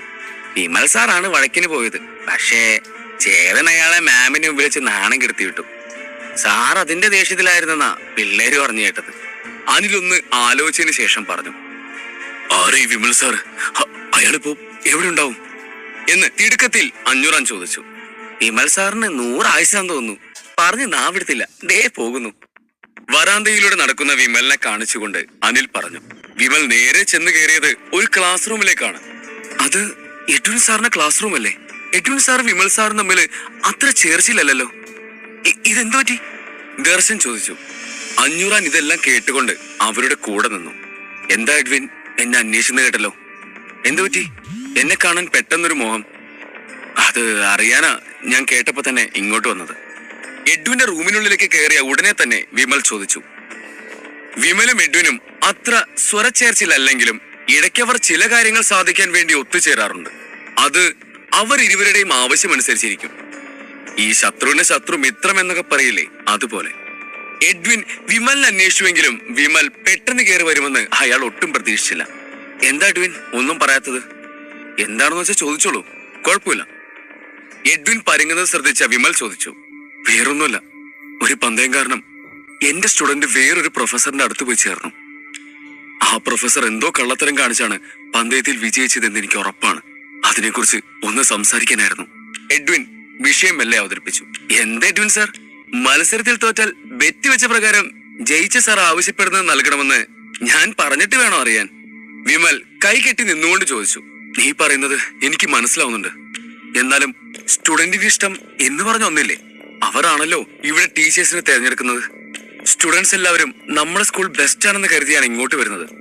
അപ്പോൾ ഒരു ബെറ്റിന്റെ പേരിൽ മോശം ടീച്ചറിന്റെ കീഴിൽ പഠിച്ചാല് നമ്മുടെ സ്കൂളിന്റെ റെപ്യൂട്ടേഷൻ അല്ലേ പോകുന്നത്? അതുമല്ല, സ്റ്റുഡൻസിന് എന്തെങ്കിലും പറ്റിയാൽ റോയൽ കോർട്ട് അല്ലെങ്കിൽ ടീച്ചേഴ്സ് കൗൺസിലിൽ കംപ്ലൈന്റ് ചെയ്യും. അങ്ങനെ വന്നാലും നമുക്ക് തന്നെയല്ലേ പ്രശ്നം, എഡ്വിൻ പിരിമുറുക്കത്തോടെ പറഞ്ഞു. പക്ഷെ സ്റ്റുഡന്റിന്റെ ഇഷ്ടമില്ലാതെ ടീച്ചറുമായി ബ്ലഡ് കണക്ട് ചെയ്യാൻ പറ്റില്ലല്ലോ. അതാ ഞാൻ ആലോചിക്കുന്നേ, മുടിയിലൂടെ കൈയോടിച്ചുകൊണ്ട് ചോദിച്ചു വിമൽ. എന്റെ സ്റ്റുഡന്റിന് ഇതിന് താല്പര്യമില്ലായിരുന്നു, പക്ഷെ ആ പ്രൊഫസർ അവനെ ചീറ്റ് ചെയ്ത് ചേർത്തതാണ്, അതാണ് സംഭവം, എഡ്വിൻ മറുപടി പറഞ്ഞു. എഡ്വിൻ, ഇതിനെക്കുറിച്ച് നമുക്ക് പിന്നെ ആലോചിക്കാം, അല്ലാതെ ഇതിൽ ഇപ്പോൾ ഞാൻ എന്ത് ചെയ്യാനാണ്? സോറി എന്ന് പറഞ്ഞ് വിമൽ പോകാൻ ഒരുങ്ങിയതും പിന്നീട് വീണ്ടും എന്തോ ഓർത്തതുപോലെ തിരിഞ്ഞുകൊണ്ട് ചോദിച്ചു, അല്ല, ചോദിക്കാൻ വിട്ടുപോയി, ആരാ സാറിന് സ്റ്റുഡന്റിനെ അടിച്ചു മാറ്റിയ ആ ടീച്ചർ? ആ ചേതൻ, പല്ല് കടിച്ചുകൊണ്ട് പറഞ്ഞു എഡ്വിൻ. ആര്? ചേതനോ? അവനാണോ സാറിന് സ്റ്റുഡന്റിനെ ചേർത്തത്? അവൻ ഞെട്ടി. ചേതന്റെ പേര് കേട്ടതും ഉള്ളിൽ ഒരു കനൽ എരിയുന്നത് പോലെ വിമലിന് തോന്നി. അതെ, അവൻ തന്നെ. അവനൊരു തെമ്മാടിയാണ്. അങ്ങനെയുള്ള ഒരുത്തന്റെ അടുത്ത് ആരെങ്കിലും ഇഷ്ടത്തോടെ പോയി ചേരോ? അതാണ് ഞാൻ പറഞ്ഞത്, എന്റെ സ്റ്റുഡന്റിനെ എങ്ങനെയെങ്കിലും തിരിച്ചു കൊണ്ടുവരണം. നിന്റെ മുത്തച്ഛന് ഇവിടെ ഇപ്പോഴും നല്ല ഹോൾഡ് ഉള്ളതല്ലേ, ആ വഴിക്ക് വല്ല നടക്കൂ? മുത്തച്ഛനൊന്നും വേണ്ട, ഇവനെ ഹാൻഡിൽ ചെയ്യാൻ നമ്മളിന് ധാരാളമാണ്. ഞാൻ നിന്നെ ഹെൽപ്പ് ചെയ്യാം. വിമല് വാക്കു കൊടുത്തു. ശരിയാണ്, ഇവനെ ഹാൻഡിൽ ചെയ്യാൻ നമ്മൾ തന്നെ മതി. എഡ്വിനും ശരിവെച്ചു. ശിവന്യയുടെ മുമ്പിൽ വെച്ച് തന്നെ അപമാനിച്ചതിന് എങ്ങനെയെങ്കിലും ചേതന് പണി കൊടുക്കണമെന്ന് കരുതി കാത്തിരിക്കുകയായിരുന്നു വിമൽ. എന്നാൽ ന്യായമായ കാരണമില്ലാതെ ചേതനെ ഒന്നും ചെയ്യാൻ കഴിയില്ല എന്നുള്ളത് കൊണ്ടാണ് തന്റെ ദേഷ്യം അടക്കി ഒരു തക്കം പാർത്തിരുന്നത്. പക്ഷേ എഡ്വിനിലൂടെ അത് ഇത്ര പെട്ടെന്ന് ലഭിക്കുമെന്ന് വിമൽ കരുതിയിരുന്നില്ല. അതുകൊണ്ട് തന്നെ കിട്ടിയ അവസരം ഓർത്ത് അവന് വല്ലാത്ത സന്തോഷം തോന്നി. ചേതാ, എന്റെ പെണ്ണിന്റെ മുമ്പിൽ വെച്ച് നീ എന്നെ അപമാനിക്കുമല്ലേ? ഇനി നോക്കിക്കോ, ഞാൻ നിന്നെ എന്താ ചെയ്യാൻ പോകുന്നതെന്ന് വിമൽ മനസ്സിൽ പറഞ്ഞു. എഡ്വിൻ, നമുക്ക് അവനെ ഇപ്പോ തന്നെ ഒരു പാഠം പഠിപ്പിക്കാം. അവന്റെ കൂടെ നിൽക്കാൻ ഇവിടെ ആരും കാണില്ല. പല്ല് കടിച്ചുകൊണ്ട് വിമൽ എഡ്വിനോട് പറഞ്ഞു. അത് കേട്ടതും എഡ്വിന്റെ കണ്ണുകൾ വിടർന്നു. വിമലിനെ കൊണ്ട് ഇത്രയും കാലം ഉപകാരം ഉണ്ടാകുമെന്ന് എഡ്വിൻ വിചാരിച്ചിരുന്നില്ല. ഛേ, ഇവനെയാണല്ലോ ഞാൻ ഇത്രയും നാള് വെറുപ്പിച്ചു വെച്ചത് എന്ന് മനസ്സിൽ പറഞ്ഞ് മെല്ലെ ചിരിച്ചുകൊണ്ട് വിമലിനോട് പറഞ്ഞു. Vimal, thank you so much. വാ, നമുക്ക് അവന്റെ കാര്യത്തിൽ ഒരു തീരുമാനം ഉണ്ടാക്കിയിട്ട് വരാം. എഡ്വിനും വിമലും റൂമിൽ നിന്നും പുറത്തിറങ്ങിയതും കണ്ടത് അവിടെ നിൽക്കുന്ന 3 പേരെയാണ്. അയ്യോ, അവരിങ്ങോട്ടാണ് വരുന്നത്, ഞാൻ പോകുക എന്ന് പറഞ്ഞ് അനില് തടി തപ്പി. ഏയ്, നീ ദർശനല്ലേ? ക്ലാസ്സിൽ പോകാതെ നീ ഇവിടെ എന്താ ചെയ്യുന്നേ? വിമൽ തിരക്കി. ദർശൻ വലിയ കുടുംബത്തിലെ കുട്ടിയായതുകൊണ്ട് എല്ലാവർക്കും അവനറിയും, പ്രത്യേകിച്ച് മുൻ പ്രൊഫസറുടെ കൊച്ചുമകനായ വിമലിനെ. ദർശൻ വിമലിനെയും എഡ്വിനെയും നോക്കി എന്തോ പറയാനായി അടുത്തേക്ക് ചെന്നു. അധ്യായം 19. സാർ, എന്റെ സിസ്റ്റർ ചേതൻ സാറിന്റെ അടുത്ത് ചേർന്നത് എനിക്ക് ഇഷ്ടപ്പെട്ടില്ല, അതുകൊണ്ട് അവളെ വിളിച്ചുകൊണ്ട് പോകാൻ വേണ്ടി വന്നതാണ് ഞാൻ. ദർശൻ പറഞ്ഞു. എന്ത്, നിന്റെ സിസ്റ്ററോ? ഇത്ര ടാലന്റഡ് ആയ ദർശന സിസ്റ്റർ എങ്ങനെയാ ചേതന്റെ അടുത്ത് പോയി ചേർന്നത്? നീ പറഞ്ഞു കൊടുത്തില്ല ഇവിടുത്തെ നല്ല അധ്യാപകരെ പറ്റി? വിമൽ സംശയത്തോടെ ചോദിച്ചു. സാർ, അവൾ ലിൻഡ മാമിന്റെ കീഴിൽ ചേരാനാണ് വന്നത്. ഈ കാര്യം ഞാൻ ഇപ്പോഴാണ് അറിഞ്ഞത്, അതാ പെട്ടെന്ന് തന്നെ ഇങ്ങോട്ട് വന്നേ. ദർശൻ പറഞ്ഞു. അല്ല, നീ അവിടെ ചെന്നിട്ട് എന്താ ചെയ്തത്? അവളുടെ അടുത്ത് സംസാരിച്ചോ? നിന്റെ സിസ്റ്റർ അല്ലേ അവൾ? അവളോട് സംസാരിച്ച് അവളെയും വിളിച്ചുകൊണ്ട് വരാതെ നീ എന്താ തനിച്ചു വന്നത്? എഡ്വിൻ ചോദിച്ചു. ചേതൻ തന്നെ അവിടെ നിന്നും തൂക്കിയെറിഞ്ഞ കാര്യം പറയാൻ ദർശന്റെ അഭിമാനം സമ്മതിച്ചില്ല. തനിക്കുണ്ടായ നാണക്കേട് മുഖത്ത് കാട്ടാതെ അവൻ മറച്ചു പിടിച്ചു. ഈ സ്കൂളിൽ ക്ലാസ് ടൈമിൽ അകത്തേക്ക് കയറാൻ പെർമിഷൻ ഇല്ലെന്ന് പറഞ്ഞ് ചേതൻ ഞങ്ങളെ പുറത്താക്കി. സ്കൂൾ റൂൾസിന് റെസ്പെക്ട് കൊടുത്ത് ഞങ്ങൾ പുറത്ത് വെയിറ്റ് ചെയ്യുകയായിരുന്നു. അഞ്ഞൂറാൻ ഇടയ്ക്ക് കയറി പറഞ്ഞു. ആരായത് എന്ന് ആലോചിച്ചുകൊണ്ട് ദർശന്റെ പിന്നിൽ മുഴുവൻ കെട്ടിപ്പൊതിഞ്ഞു നിൽക്കുന്ന അഞ്ഞൂറാനെ വിമലും എഡ്വിനും നോക്കി. സോറി സാർ, അങ്കിളിനെ പരിചയപ്പെടുത്താൻ മറന്നുപോയി. ഇത് നാട്ടുകൂട്ട തലവന്റെ ബോഡി ഗാർഡ് അഞ്ഞൂറാനാണ്. ഓഹോ, അത് നിങ്ങളായിരുന്നോ? നിങ്ങളെ പറ്റി ഒരുപാട് കേട്ടിട്ടുണ്ട്. ഇപ്പൊ ഞങ്ങൾക്ക് ഒരു പ്രധാനപ്പെട്ട കാര്യം ചെയ്യാനുണ്ട്, അത് കഴിഞ്ഞ് ഞാൻ നിങ്ങളോട് സംസാരിക്കാം എന്ന് പറഞ്ഞ് വിമൽ ചേതന ക്ലാസ് റൂം ലക്ഷ്യമാക്കി നടന്നു. വിമലിന്റെ പിന്നാലെ തന്നെ എഡ്വിനും പോയി. എന്തോ കാര്യമായി നടക്കാൻ പോകുന്നുണ്ടെന്ന് മനസ്സിലായത് കൊണ്ട് ദർശനും അഞ്ഞൂറാനും അവർക്ക് പിന്നാലെ പോയി. അതേസമയം തന്റെ ക്ലാസ്സിൽ ഫൈറ്റിങ്ങിനെ കുറിച്ചുള്ള നിർദ്ദേശങ്ങളും മറ്റും നൽകുകയായിരുന്നു ചേതൻ. മാജിക് സ്കൂൾ ഫോം ചെയ്തത് ഡോൺ ഫോർ ഫോർമുലയുടെ ബേസിക് സ്റ്റെപ്സ് ആണ്. പക്ഷേ അതിൽ കുറച്ച് തെറ്റുകളുണ്ട്. അതിനെക്കുറിച്ച് നിങ്ങൾ ആദ്യം അറിഞ്ഞിരിക്കണം. ചേതൻ അവർക്ക് ഇൻസ്ട്രക്ഷൻ കൊടുത്തു. 5 പേരും അത് ശ്രദ്ധയോടെ കേട്ടിരുന്നു. 5 പേരിൽ വിവേക് ഒഴികെ ബാക്കി 4 പേരും ഫൈറ്റിംഗ് സ്കിൽസിൽ നല്ല ബാക്ക്ഗ്രൗണ്ട് ഉള്ളവരാണ്. ഈ 4 പേർക്കും ഡോൺ 5, 6 എന്നീ സ്റ്റേജുകളിലുള്ള ആളുകളിൽ നിന്നും ട്രെയിനിങ് കിട്ടിയിട്ടുള്ളതാണ്. എന്നിട്ടും ചേതൻ പറഞ്ഞു തരുന്ന രീതികളെല്ലാം അവർക്ക് പുതിയതായിരുന്നു. ഇത്രയും നാൾ അവർക്കുള്ളിൽ ഉണ്ടായിരുന്ന പല സംശയങ്ങളും ചേതന്റെ ക്ലാസ് കേട്ടപ്പോൾ ഇല്ലാതായി. ലിൻഡ മാം ആണ് നന്നായി ക്ലാസ് എടുക്കുന്നത് എന്ന് കരുതിയിരുന്ന മേഘ വരെ തന്റെ അഭിപ്രായം മാറ്റി. ലെവലപ്പ് ചെയ്യാൻ തന്റെ അച്ഛൻ പറഞ്ഞു തന്ന മാർഗങ്ങളെക്കാൾ ചേതൻ പറഞ്ഞു തന്നത് സിമ്പിൾ ആണെന്ന് സാറയ്ക്ക് തോന്നി. അങ്ങനെ 5 കുട്ടികളും തങ്ങൾ തെരഞ്ഞെടുത്ത സാർ പെർഫെക്റ്റ് ആണെന്ന് ഓർത്തുകൊണ്ട് ക്ലാസ് കേട്ടിരിക്കുമ്പോഴാണ് പെട്ടെന്ന് ക്ലാസ് റൂമിന്റെ വാതിൽ ശക്തിയിൽ തുറക്കപ്പെട്ടത്. ദേഷ്യത്തോടെ വിമൽ അകത്ത് കയറി. അവന് പിന്നാലെ തന്നെ നെഞ്ചി വിരിച്ചുകൊണ്ട് എഡ്വിനും. വിമൽ ചേതനെയും സ്റ്റുഡൻസിനെയും നോക്കി. ഓ, 5 സ്റ്റുഡൻസ് ഒക്കെ ആയോ? അവൻ മനസ്സിലോർത്തു. എഡ്വിൻ തന്റെ പഴയ സ്റ്റുഡന്റ് ആയ ഋഷിയെ നോക്കി കണ്ണുകൾ ചുരുക്കി. എഡ്വിൻ, വിമൽ എന്തിനാ ക്ലാസിന്റെ ഇടയ്ക്ക് ഇങ്ങോട്ട് കയറി വന്നത്? എന്തെങ്കിലും പറയാനുണ്ടെങ്കിൽ ക്ലാസ് കഴിഞ്ഞിട്ട് പറയാം. ഇപ്പോ ഡിസ്റ്റർബ് ചെയ്യാതെ പോ. എഡ്വിനെയും വിമലിനെയും കണ്ട ചേതൻ തന്റെ ശബ്ദം ഉയർത്തി പറഞ്ഞു. എന്ത് ക്ലാസ് ടൈമോ? ക്ലാസ് എടുക്കാനൊക്കെ ഓർമ്മയുണ്ടോ നിനക്ക്? നിന്റെ ആക്ടിങ് ഈ 5 പിള്ളേർ വേണമെങ്കിൽ വിശ്വസിക്കുമായിരിക്കും. പക്ഷേ ഞാൻ വിശ്വസിക്കില്ല. അല്ലെങ്കിലും ഏതു നേരവും വെള്ളമടിച്ച് കിടക്കാനല്ലാതെ ക്ലാസ് എടുക്കാൻ നിനക്ക് എന്തറിയാം? പരിഹാസത്തോടെ എഡ്വിൻ പറഞ്ഞു ചിരിച്ചു. ഇതെന്റെ ക്ലാസ് ആണ്. ഇവിടെ കയറി വരണമെങ്കിൽ നിങ്ങൾക്ക് എന്റെ പെർമിഷൻ വേണം. അതുകൊണ്ട് ഇപ്പൊ പോവാൻ നോക്ക്.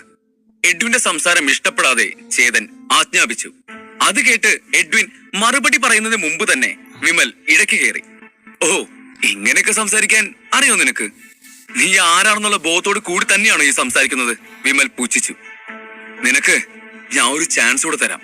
നിന്റെ സ്റ്റുഡൻസ് സാറ ആൻഡ് മേഘ 2 പേരെയും നിന്റെ കീഴിൽ നിന്ന് റിലീസ് ചെയ്യണം. അതുപോലെ ഋഷിയെ എഡ്വിന്റെ കൂടെ പറഞ്ഞയക്കണം. ഇല്ലെങ്കിൽ ജീവിതകാലം മുഴുവനും വീൽ ചെയറിലിരിക്കാൻ തയ്യാറായിക്കോ നീ. വിമൽ ഭീഷണിയോടെ പറഞ്ഞു. നിനക്ക് എന്നോട് ഫൈറ്റ് ചെയ്യണം, അതല്ലേ വേണ്ടത്? നെഞ്ചു നിവർത്തി നിന്നുകൊണ്ട് ചേതൻ ചോദിച്ചു. ഞാൻ പറഞ്ഞത് അങ്ങനെയല്ല. എങ്കിലും കുഴപ്പമില്ല. നിന്നോട് ഫൈറ്റ് ചെയ്യാൻ എനിക്ക് വിരോധമൊന്നുമില്ല. ഈ സ്കൂളിലെ റൂൾസ് അനുസരിച്ച് ക്ലാസ് റൂമിൽ വെച്ച് ടീച്ചേഴ്സ് തമ്മിൽ ഫൈറ്റ് ചെയ്യാൻ പാടില്ലെന്നാണ്. പക്ഷേ നിന്നെ ഞാൻ ഇവിടെ അടിച്ചാലും ആരും ചോദിക്കാൻ വരാൻ പോകുന്നില്ല. വിമൽ ചിരിച്ചുകൊണ്ട് പറഞ്ഞു. നിന്റെ പ്രശ്നം എന്താണെന്ന് എനിക്ക് മനസ്സിലായി. നേരത്തെ ശിവന്യയുടെ മുന്നിൽ വെച്ച് നിന്നെ ഞാൻ അപമാനിച്ചതിന്റെ ചൊറിച്ചിലല്ലേ നിനക്ക്? ചേതൻ പുച്ഛത്തോടെ ചോദിച്ചു. അത് കേട്ടതും പുറത്ത് വാതിലിനിടയിലൂടെ എല്ലാം കണ്ടുകൊണ്ട് നിന്നിരുന്ന അഞ്ഞൂറാന്റെ കണ്ണുകൾ വിടർന്നു. അപ്പൊ ഇവനാണല്ലേ ചേതന്റെ വീടിന്റെ മുന്നിൽ വെച്ച് എന്നെ അടിച്ചത്? എന്നിട്ട് അവനെ സംസാരിക്കാൻ വിട്ടിട്ട് ഞാൻ വെറുതെ നോക്കി നിൽക്കുന്ന പോലെ ആയല്ലോ. അഞ്ഞൂറാൻ പിറുപിറുത്തു. ഇവിടെ ആരുണ്ടെങ്കിലും നീ എന്നെ അടിക്കോ? ചേതൻ ചോദിച്ചു. അടിക്കും. ഞാനിവിടെ ആരെ അടിച്ചു കൊന്നാലും ആരും എന്നോട് ചോദിക്കാൻ വരാൻ പോകുന്നില്ല, വിമൽ അഹങ്കാരത്തോടെ പറഞ്ഞു. അത് കേട്ടതും ദേഷ്യം അടക്കാനാവാതെ വാതിൽ തള്ളി തുറന്ന് അഞ്ഞൂറാൻ അകത്തേക്ക് കയറി. നീ ആരെ വേണേലും അടിക്കുമോടാ? അത്രയ്ക്കായോ നീ? അഞ്ഞൂറാൻ അവനെ ആഞ്ഞടിച്ചു. ശക്തമായ അടിയായതുകൊണ്ട് അതിന്റെ ആഘാതത്തിൽ വിമൽ കറങ്ങി താഴെ വീണു. ആരും പ്രതീക്ഷിക്കാത്ത നേരത്ത് പെട്ടെന്നായിരുന്നു അത് സംഭവിച്ചത്. അഞ്ഞൂറാൻ വളരെ ദേഷ്യത്തിലായിരുന്നു. അതുകൊണ്ട് അയാളുടെ അടിയും വളരെ പവർഫുൾ ആയിരുന്നു. എഡ്വിനും ദർശനും നടന്നത് കണ്ട് കണ്ണും മിഴിച്ചു നിന്നു. സാറയും മേഘയും ആവട്ടെ ഇവിടെ ഇപ്പൊ ആരെ പടക്കം പൊട്ടിച്ചേ എന്ന മട്ടിൽ പരസ്പരം നോക്കി. വിമൽ ചേതന്റെ മെക്കിട്ട് കയറുന്നത് കണ്ട് ചേതനെ സപ്പോർട്ട് ചെയ്യാൻ നിൽക്കുകയായിരുന്നു മേഘയും സാറയും. പക്ഷെ പെട്ടെന്നാണ് ഇത് സംഭവിച്ചത്. അഞ്ഞൂറാൻ പെട്ടെന്ന് എന്തുകൊണ്ടാണ് ഇങ്ങനെ പെരുമാറിയെന്ന് അവർക്ക് മനസ്സിലായില്ല. അഞ്ഞൂറാനെ കുറിച്ച് സാറയ്ക്ക് നന്നായി അറിയാമായിരുന്നു. തന്റെ അച്ഛൻ എന്തായാലും വഴിയെ പോകുന്നവരെ പിടിച്ച് തന്റെ ബോഡി ഗാർഡ് ആക്കില്ലെന്ന് അവൾക്കറിയാം. പിന്നെയും എന്തുകൊണ്ടാണ് അഞ്ഞൂറാൻ ഇങ്ങനെ പെരുമാറിയതെന്ന് അവൾക്ക് പിടികിട്ടിയില്ല. എടാ, ഇയാൾ ചേതൻ സാറിന്റെ വലിയ ഫാനായി പോയെന്നാ തോന്നുന്നത്. കണ്ടില്ലേ വിമൽ സാറിന്റെ മോതക്കെട്ട് തന്നെ ഒന്ന് കൊടുത്തത്? ആനന്ദിനെ നോക്കി വിവേക് പറഞ്ഞു. എല്ലാവരും ഇപ്പോൾ എന്താണ് സംഭവിച്ചെന്ന് മനസ്സിലാവാതെ ഞെട്ടി നിൽക്കുമ്പോൾ ചേതൻ മാത്രം ഉള്ളിൽ ചിരിച്ചുകൊണ്ടിരുന്നു. അഞ്ഞൂറാൻ എന്തുകൊണ്ടാണ് അങ്ങനെ ചെയ്തതെന്ന് അവിടെ ആകെ അവന് മാത്രമേ അറിയുമായിരുന്നുള്ളൂ. ഇന്നലെ രാത്രി അഞ്ഞൂറാനെ തല്ലിയിട്ട് അത് വിമൽ തല്ലിയതാണെന്ന് ചേതൻ അയാളെ പറഞ്ഞ് വിശ്വസിപ്പിച്ചിരുന്നല്ലോ. അത് കൂടാതെ ഇന്ന് അഞ്ഞൂറാനെ പ്രകോപിപ്പിക്കും വിധത്തില് വിമലിനോട് സംസാരിക്കുകയും ചെയ്തു. ചേതൻ വിചാരിച്ചതുപോലെ തന്നെ അഞ്ഞൂറാൻ അതിൽ വീണു. താൻ എന്താണ് ചെയ്യുന്നത്? തനിക്ക് എന്താ പറ്റിയത്?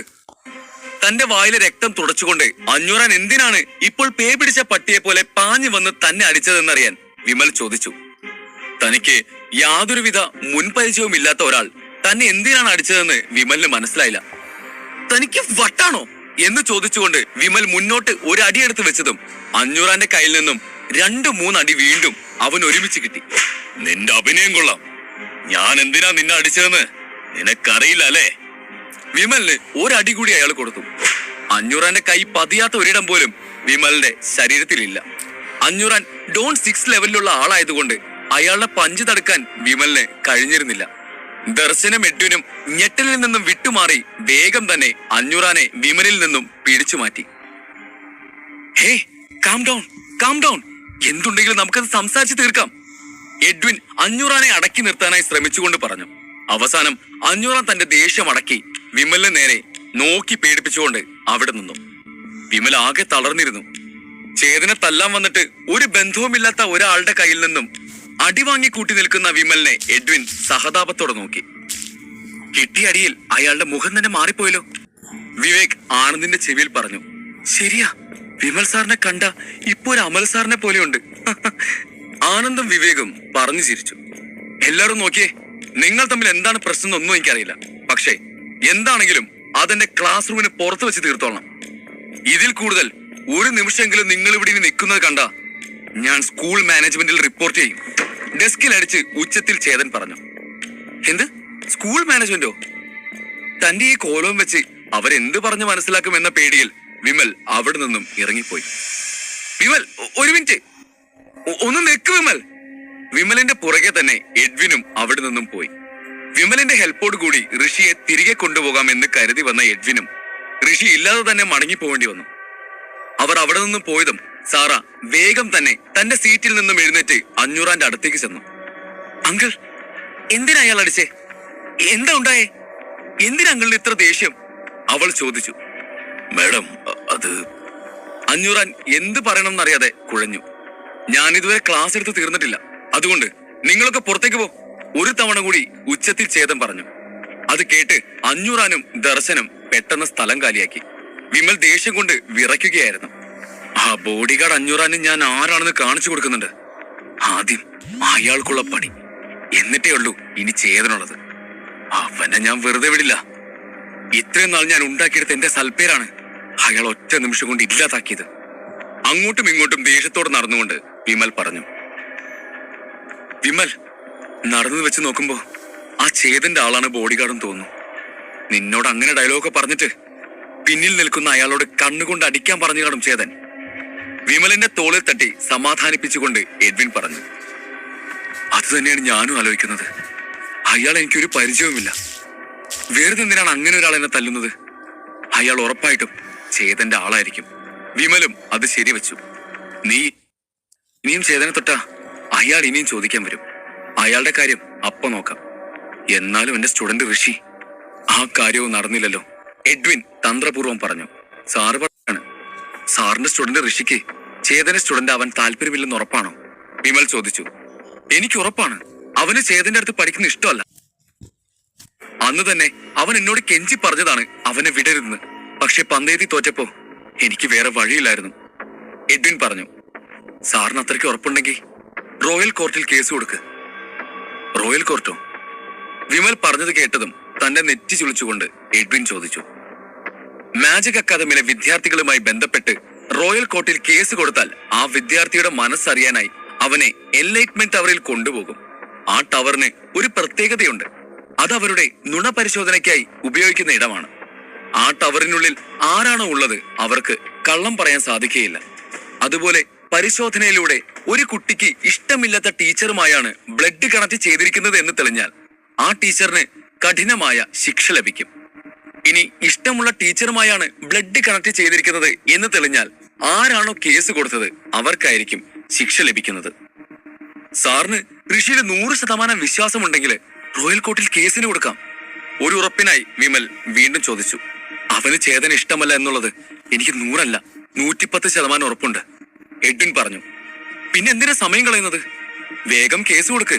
ചേതനെ നമുക്ക് പൂട്ടാം. ബാക്കി ആ ബോഡി ഗാർഡിന്റെ കാര്യമല്ലേ, അത് ഞാൻ നോക്കിക്കൊള്ളാം. പ്രതികാരത്തോടെ വിമൽ പറഞ്ഞു. അത് കേട്ട് തന്റെ തന്ത്രം നടന്നതിന്റെ സന്തോഷത്തിൽ എഡ്വിൻ മനസ്സിൽ ചിരിച്ചു. അധ്യായം 20. ഓക്കെ സ്റ്റുഡൻസ്, ഇന്നത്തെ ക്ലാസ് കഴിഞ്ഞു. അപ്പോ ഇന്ന് പഠിപ്പിച്ചതൊക്കെ നന്നായി തന്നെ നിങ്ങൾ ഓർത്തു വെക്കണം. നിങ്ങൾക്ക് എന്ത് ഡൗട്ട് ഉണ്ടെങ്കിലും എന്നോടത് തുറന്നു ചോദിക്കാം. ചേതൻ ക്ലാസ് അവസാനിപ്പിച്ചുകൊണ്ട് പറഞ്ഞതും സ്റ്റുഡൻസ് എല്ലാവരും ഒരുമിച്ച് തലയാട്ടി അങ്ങനെ ചെയ്യാമെന്ന് പറഞ്ഞു. ശേഷം അവർ ആവേശത്തോടെ ക്ലാസ് വിട്ട് പുറത്തേക്കിറങ്ങി. മേഘ പുറത്തേക്ക് വന്നതും ദർശൻ അവളുടെ കയ്യിൽ പിടിച്ചു വലിച്ച് അവളോട് പറഞ്ഞു, നമ്മൾ വീട്ടിലേക്ക് പോകുവാണ്. വീട്ടിലേക്കോ? എന്താ പെട്ടെന്ന്? ആശ്ചര്യത്തോടെ മേഘ ചോദിച്ചു. ഞാൻ പല പ്രാവശ്യം പറഞ്ഞിട്ടും അത് നീ കേൾക്കാതെ ആ ചേതന്റെ അടുത്ത് പോയി ചേർന്നില്ലേ? ഞാനത് അച്ഛൻ അറിയിച്ചു. നിന്നെ കയ്യോടെ കൂട്ടിക്കൊണ്ടുവരാൻ അച്ഛൻ പറഞ്ഞു. താൻ എന്തൊക്കെ പറഞ്ഞാലും മേഘ തന്റെ തീരുമാനം മാറ്റില്ലെന്ന് അറിയാവുന്നത് കൊണ്ട് ദർശൻ ഈ കാര്യം അച്ഛനെ അറിയിച്ചിരുന്നു. മേഘയ്ക്ക് അച്ഛനെ ഭയങ്കര പേടിയാണ്. അച്ഛന്റെ മുന്നിൽ തല ഉയർത്തി നിൽക്കാൻ പോലും അവൾക്കാവില്ല. അദ്ദേഹം എന്ത് പറഞ്ഞാലും അവൾ അനുസരിക്കുമായിരുന്നു. അതുകൊണ്ട് തന്നെ ഈ വിഷയത്തിൽ അവൾ അച്ഛൻ പറയുന്നത് അനുസരിക്കും എന്ന് ദർശൻ ചിന്തിച്ചു. അച്ഛൻ എന്ന് കേട്ടതേ അവളുടെ മുഖം മാറിയിരുന്നു. അവളുടെ അച്ഛൻ ഒരു കർക്കശക്കാരനായതുകൊണ്ടും അദ്ദേഹത്തോട് ഒന്നും പറഞ്ഞിട്ട് കാര്യമില്ലെന്ന് അറിയാവുന്നത് കൊണ്ടും അവൾ ദേഷ്യത്തോടെ ദർശനോട് പറഞ്ഞു, ചേതൻ സാർ എല്ലാവരും പറയുന്നത് പോലെ അത്ര മോശം ടീച്ചറൊന്നുമല്ല. കേട്ടിനിത് പോയി അച്ഛനോട് പറ. അതൊക്കെ നീ തന്നെ അങ്ങ് അച്ഛനോട് പറഞ്ഞാ മതി. നമുക്ക് നോക്കാലോ അച്ഛൻ വിശ്വസിക്കുകയോ ഇല്ലയോ എന്ന് പറഞ്ഞ് ദർശൻ അവളുടെ കയ്യിൽ പിടിച്ച് വലിച്ച് മുന്നോട്ട് നടന്നു. മേഘയുടെ നാട്ടിലേക്ക് മാജിക് സ്കൂളിൽ നിന്നും അധികം ദൂരമൊന്നും ഉണ്ടായിരുന്നില്ല. അതുകൊണ്ട് തന്നെ അവർ പെട്ടെന്ന് വീട്ടിലെത്തി. ഒരു കൊട്ടാരം പോലെ തോന്നിക്കുന്ന വലിയൊരു വീട്ടിലായിരുന്നു അവർ കഴിഞ്ഞിരുന്നത്. ദർശൻ അവളെയും കൊണ്ട് അകത്തേക്ക് കയറിയതും നല്ല ഉയരവും ദൃഢമായ ശരീരവും ഗാംഭീര്യമുള്ള മുഖവുമുള്ള അവരുടെ അച്ഛൻ താഴേക്ക് വന്നു.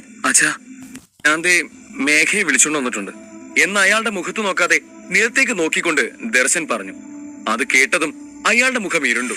കാരണം മാജിക് സ്കൂളിൽ ചേരാൻ പോയപ്പോൾ മേഘയോട് ലിൻഡ മാമിന്റെ കീഴിൽ ചേരാനായിരുന്നു അദ്ദേഹം പറഞ്ഞത്.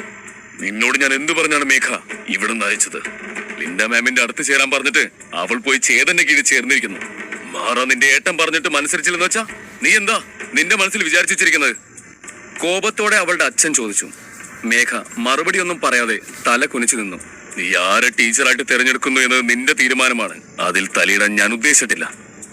പക്ഷെ അവിടെ എത്രയോ നല്ല ടീച്ചേഴ്സ് ഉണ്ടായിട്ടും നീ പോയി ചേർന്നത് ആരുടെ കീഴിലാ? എലിജിബിലിറ്റി ടെസ്റ്റിൽ 0 വാങ്ങിയ അവിടുത്തെ ഏറ്റവും മോശമായ ഒരു അധ്യാപകന്റെ. അയാളുടെ അശ്രദ്ധ കാരണം ഒരു കുട്ടി മരിച്ചിട്ട് വരെയുണ്ട്. അങ്ങനെയുള്ളപ്പോ നിന്നെ പഠിപ്പിക്കാൻ അയാൾക്ക് എന്ത് യോഗ്യത ഉണ്ടെന്നാണ് നീ വിചാരിച്ചു വെച്ചിരിക്കുന്നത്? അയാൾക്ക് ദേഷ്യം കൂടി വന്നു. ഇല്ലാച്ചാ, അത് ഞാൻ... മേഘ വാക്കുകൾക്കായി പരതി. എന്താ പറയാൻ പോകുന്നത്? നീ അറിയാതെ ചെയ്തതാണെന്നോ? ആണെങ്കിൽ തന്നെ ദർശൻ പറഞ്ഞപ്പോൾ നിനക്ക് കേൾക്കാമായിരുന്നല്ലോ. എന്നിട്ട് കേട്ടോ എന്ന് അവളുടെ അച്ഛൻ ദേഷ്യത്തോടെ ചോദിച്ചതും ഇനിയും മിണ്ടാതെ നിന്നിട്ട് കാര്യമില്ലെന്ന് മനസ്സിലായ മേഘ ധൈര്യം സംഭരിച്ചുകൊണ്ട് പറഞ്ഞു. അച്ഛാ, അച്ഛൻ കേട്ടതൊക്കെ തന്നെയാ ഞാനും ആദ്യം സാറിനെ പറ്റി കേട്ടത്. പക്ഷെ സത്യത്തിൽ സാർ അങ്ങനെയൊന്നുമല്ല. സാറൊരു നല്ല അധ്യാപകൻ തന്നെയാണ്. ആ സാറിന്റെ അടുത്ത് നിന്നും ഞാൻ മാറില്ല. മാറിയാൽ ജീവിതകാലം മുഴുവനും ഞാൻ അതോർത്ത് റിഗ്രറ്റ് ചെയ്യേണ്ടി വരും. എന്ത് നല്ല അധ്യാപകനാണെന്നോ? എന്നിട്ട് എന്തേ എലിജിബിലിറ്റി ടെസ്റ്റിൽ ഒരു മാർക്ക് പോലും അവന് വാങ്ങാൻ സാധിക്കാതിരുന്നത്? അവനെ പോലുള്ള ഫ്രോഡുകളൊക്കെ ഞാൻ ഒരുപാട് കണ്ടിട്ടുള്ളതാ. നല്ല അധ്യാപകൻ പോലും ആ സ്കൂളിലെ തന്നെ ഏറ്റവും വേസ്റ്റ് അവനാണ്, അദ്ദേഹം പുച്ഛത്തോടെ പറഞ്ഞു. അത് കേട്ട് ദർശന ചിരി വന്നു. ഇല്ലച്ചാ, ചേതൻ സാറാണ് ആ മാജിക് സ്കൂളിലെ തന്നെ ബെസ്റ്റ് സാർ. ഞാനിപ്പോ പറഞ്ഞതുപോലെ ഇനി മുതല് മാജിക് സ്കൂളിലെ എല്ലാവരും പറയാൻ തുടങ്ങും ചേത സാറിനെ പറ്റി. അച്ഛൻ നോക്കിക്കോ. മേഘ ചേതനെ സപ്പോർട്ട് ചെയ്തുകൊണ്ട് അവളുടെ അച്ഛനോട് തർക്കിച്ചു. നിന്നോട് ഇത്രയൊക്കെ പറഞ്ഞിട്ടും ഇതാണ് നിന്റെ മറുപടിയെങ്കിൽ എന്റെ വാക്കിന് ഈ വീട്ടിൽ എന്ത് വിലയാണുള്ളത്? നീ ഞാൻ പറയുന്നത് കേട്ട് മര്യാദയ്ക്ക് ആ ചേതന്റെ കീഴിൽ നിന്ന് മാറിക്കോ, ഇല്ലെങ്കിൽ നീ ഈ വീട്ടിൽ നിന്ന് പുറത്താണ്. അവളുടെ അച്ഛൻ തറപ്പിച്ചു പറഞ്ഞു. അച്ഛൻ കേട്ടറിവ് മാത്രം വെച്ചാണ് ഇങ്ങനെ പറയുന്നത്. എന്നാ ഞാൻ കണ്ടറിഞ്ഞതാണ്. ചേതൻ സാർ എന്തുകൊണ്ട് എലിജിബിലിറ്റി ടെസ്റ്റിൽ 0 വാങ്ങിയെന്നോ, എന്തുകൊണ്ട് ഇപ്പോഴും ഡോൺ 3യിൽ തന്നെ നിൽക്കുന്നു എന്നോ ഒന്നും എനിക്കറിയില്ല. എന്നാൽ എനിക്കറിയാവുന്ന ഒന്നുണ്ട്. എന്റെ കാലിന്റെ വേദന ട്രീറ്റ് ചെയ്ത് ശരിയാക്കി തന്നത് സാറാണ്. സാർ കാരണമാണ് എനിക്കിപ്പോ കാലിൽ ബലം കൊടുത്ത് നല്ലതുപോലെ പെർഫോം ചെയ്യാൻ പറ്റുന്നത്. എന്താ ഇത്രയും പോരെ എനിക്ക് സാറിന്റെ സ്റ്റുഡന്റായി തുടരാൻ? എവിടെ നിന്നോ വന്ന ധൈര്യത്തിൽ മേഘ പറഞ്ഞു. മേഘയും അവളുടെ അച്ഛനും ദർശനം സംസാരിക്കുന്നതിന്റെ ഇടയിൽ അവിടെയുള്ള മറ്റുള്ളവർ അവരുടെ ചുറ്റും കൂടിയിരുന്നു. എന്ത്, നിന്റെ കാലിലെ ട്രീറ്റ്മെന്റ് അവൻ ചെയ്യുന്നു? കള്ളം പറയുമ്പോ മനുഷ്യർക്ക് വിശ്വസിക്കാൻ പറ്റുന്ന രീതിയിൽ പറയണ്ടേ എന്ന് ചോദിച്ച് മേഘയുടെ അച്ഛൻ പൊട്ടിച്ചിരിച്ചു. മേഘയുടെ കാലിന് ട്രീറ്റ്മെന്റ് ചെയ്യുന്നു. എത്ര വലിയ അറിയപ്പെടുന്ന വൈദ്യരാണ് നിത്യാനന്ദൻ. എന്നിട്ട് അദ്ദേഹത്തിന് പോലും പറ്റാത്തത് മാജിക് സ്കൂളിൽ വെറും ഒരു ടീച്ചർ ചെയ്യുന്നു. കൂടെ നിന്നവരിൽ ഒരാൾ ആശ്ചര്യത്തോടെ ചോദിച്ചു, എലിജിബിലിറ്റി ടെസ്റ്റിൽ 0 വാങ്ങിയ അവിടുത്തെ വേഴ്സ്റ്റ് ടീച്ചറായ അവന് ഇവളുടെ കാലിലെ പ്രശ്നം എന്താണെന്ന് പോലും മനസ്സിലാവില്ല. പിന്നെയാണ് പുച്ഛത്തോടെ മേഘയുടെ അച്ഛൻ പറഞ്ഞു, ഇത്രയൊക്കെ ഞാൻ പറഞ്ഞിട്ടും നിങ്ങൾ വിശ്വസിച്ചില്ലെങ്കിൽ നിങ്ങൾക്ക് ഇപ്പോൾ ഞാൻ കാണിച്ചു തരാം എന്ന് പറഞ്ഞ് മേഘ അവിടെ നിന്ന് നടന്ന് അവിടെയുള്ള ഒരു കൽത്തൂണിന്റെ മുന്നിലായി ചെന്ന് നിന്നു. എല്ലാവരും അവൾ എന്താവും ചെയ്യാൻ പോകുന്നത് എന്ന് നോക്കി നിൽക്കെ അവൾ തന്റെ കാല് ആ തൂണിന് നേരെ ആഞ്ഞു വീശി. അവളുടെ കാല് പതിച്ചതും അതൊന്ന് ആടിയുലഞ്ഞു. ശേഷം സ്ക്രീനിൽ 205 എന്ന് എഴുതി കാണിച്ചു. 205? മേഘയുടെ അച്ഛൻ കണ്ണും വീഴ്ച നിന്നു. അയാളുടെ മുഖത്ത് ആശ്ചര്യം നിറഞ്ഞിരുന്നു. അതേ അവസ്ഥയിൽ തന്നെയായിരുന്നു അവിടെ ഉണ്ടായിരുന്ന ബാക്കിയുള്ളവരും. മേഘയുടെ കാലിന്റെ അവസ്ഥയ്ക്ക് ഒരു പരിഹാരമില്ലെന്ന് മാസങ്ങൾക്ക് മുമ്പേ തീർപ്പ് കൽപ്പിച്ചതാണ്.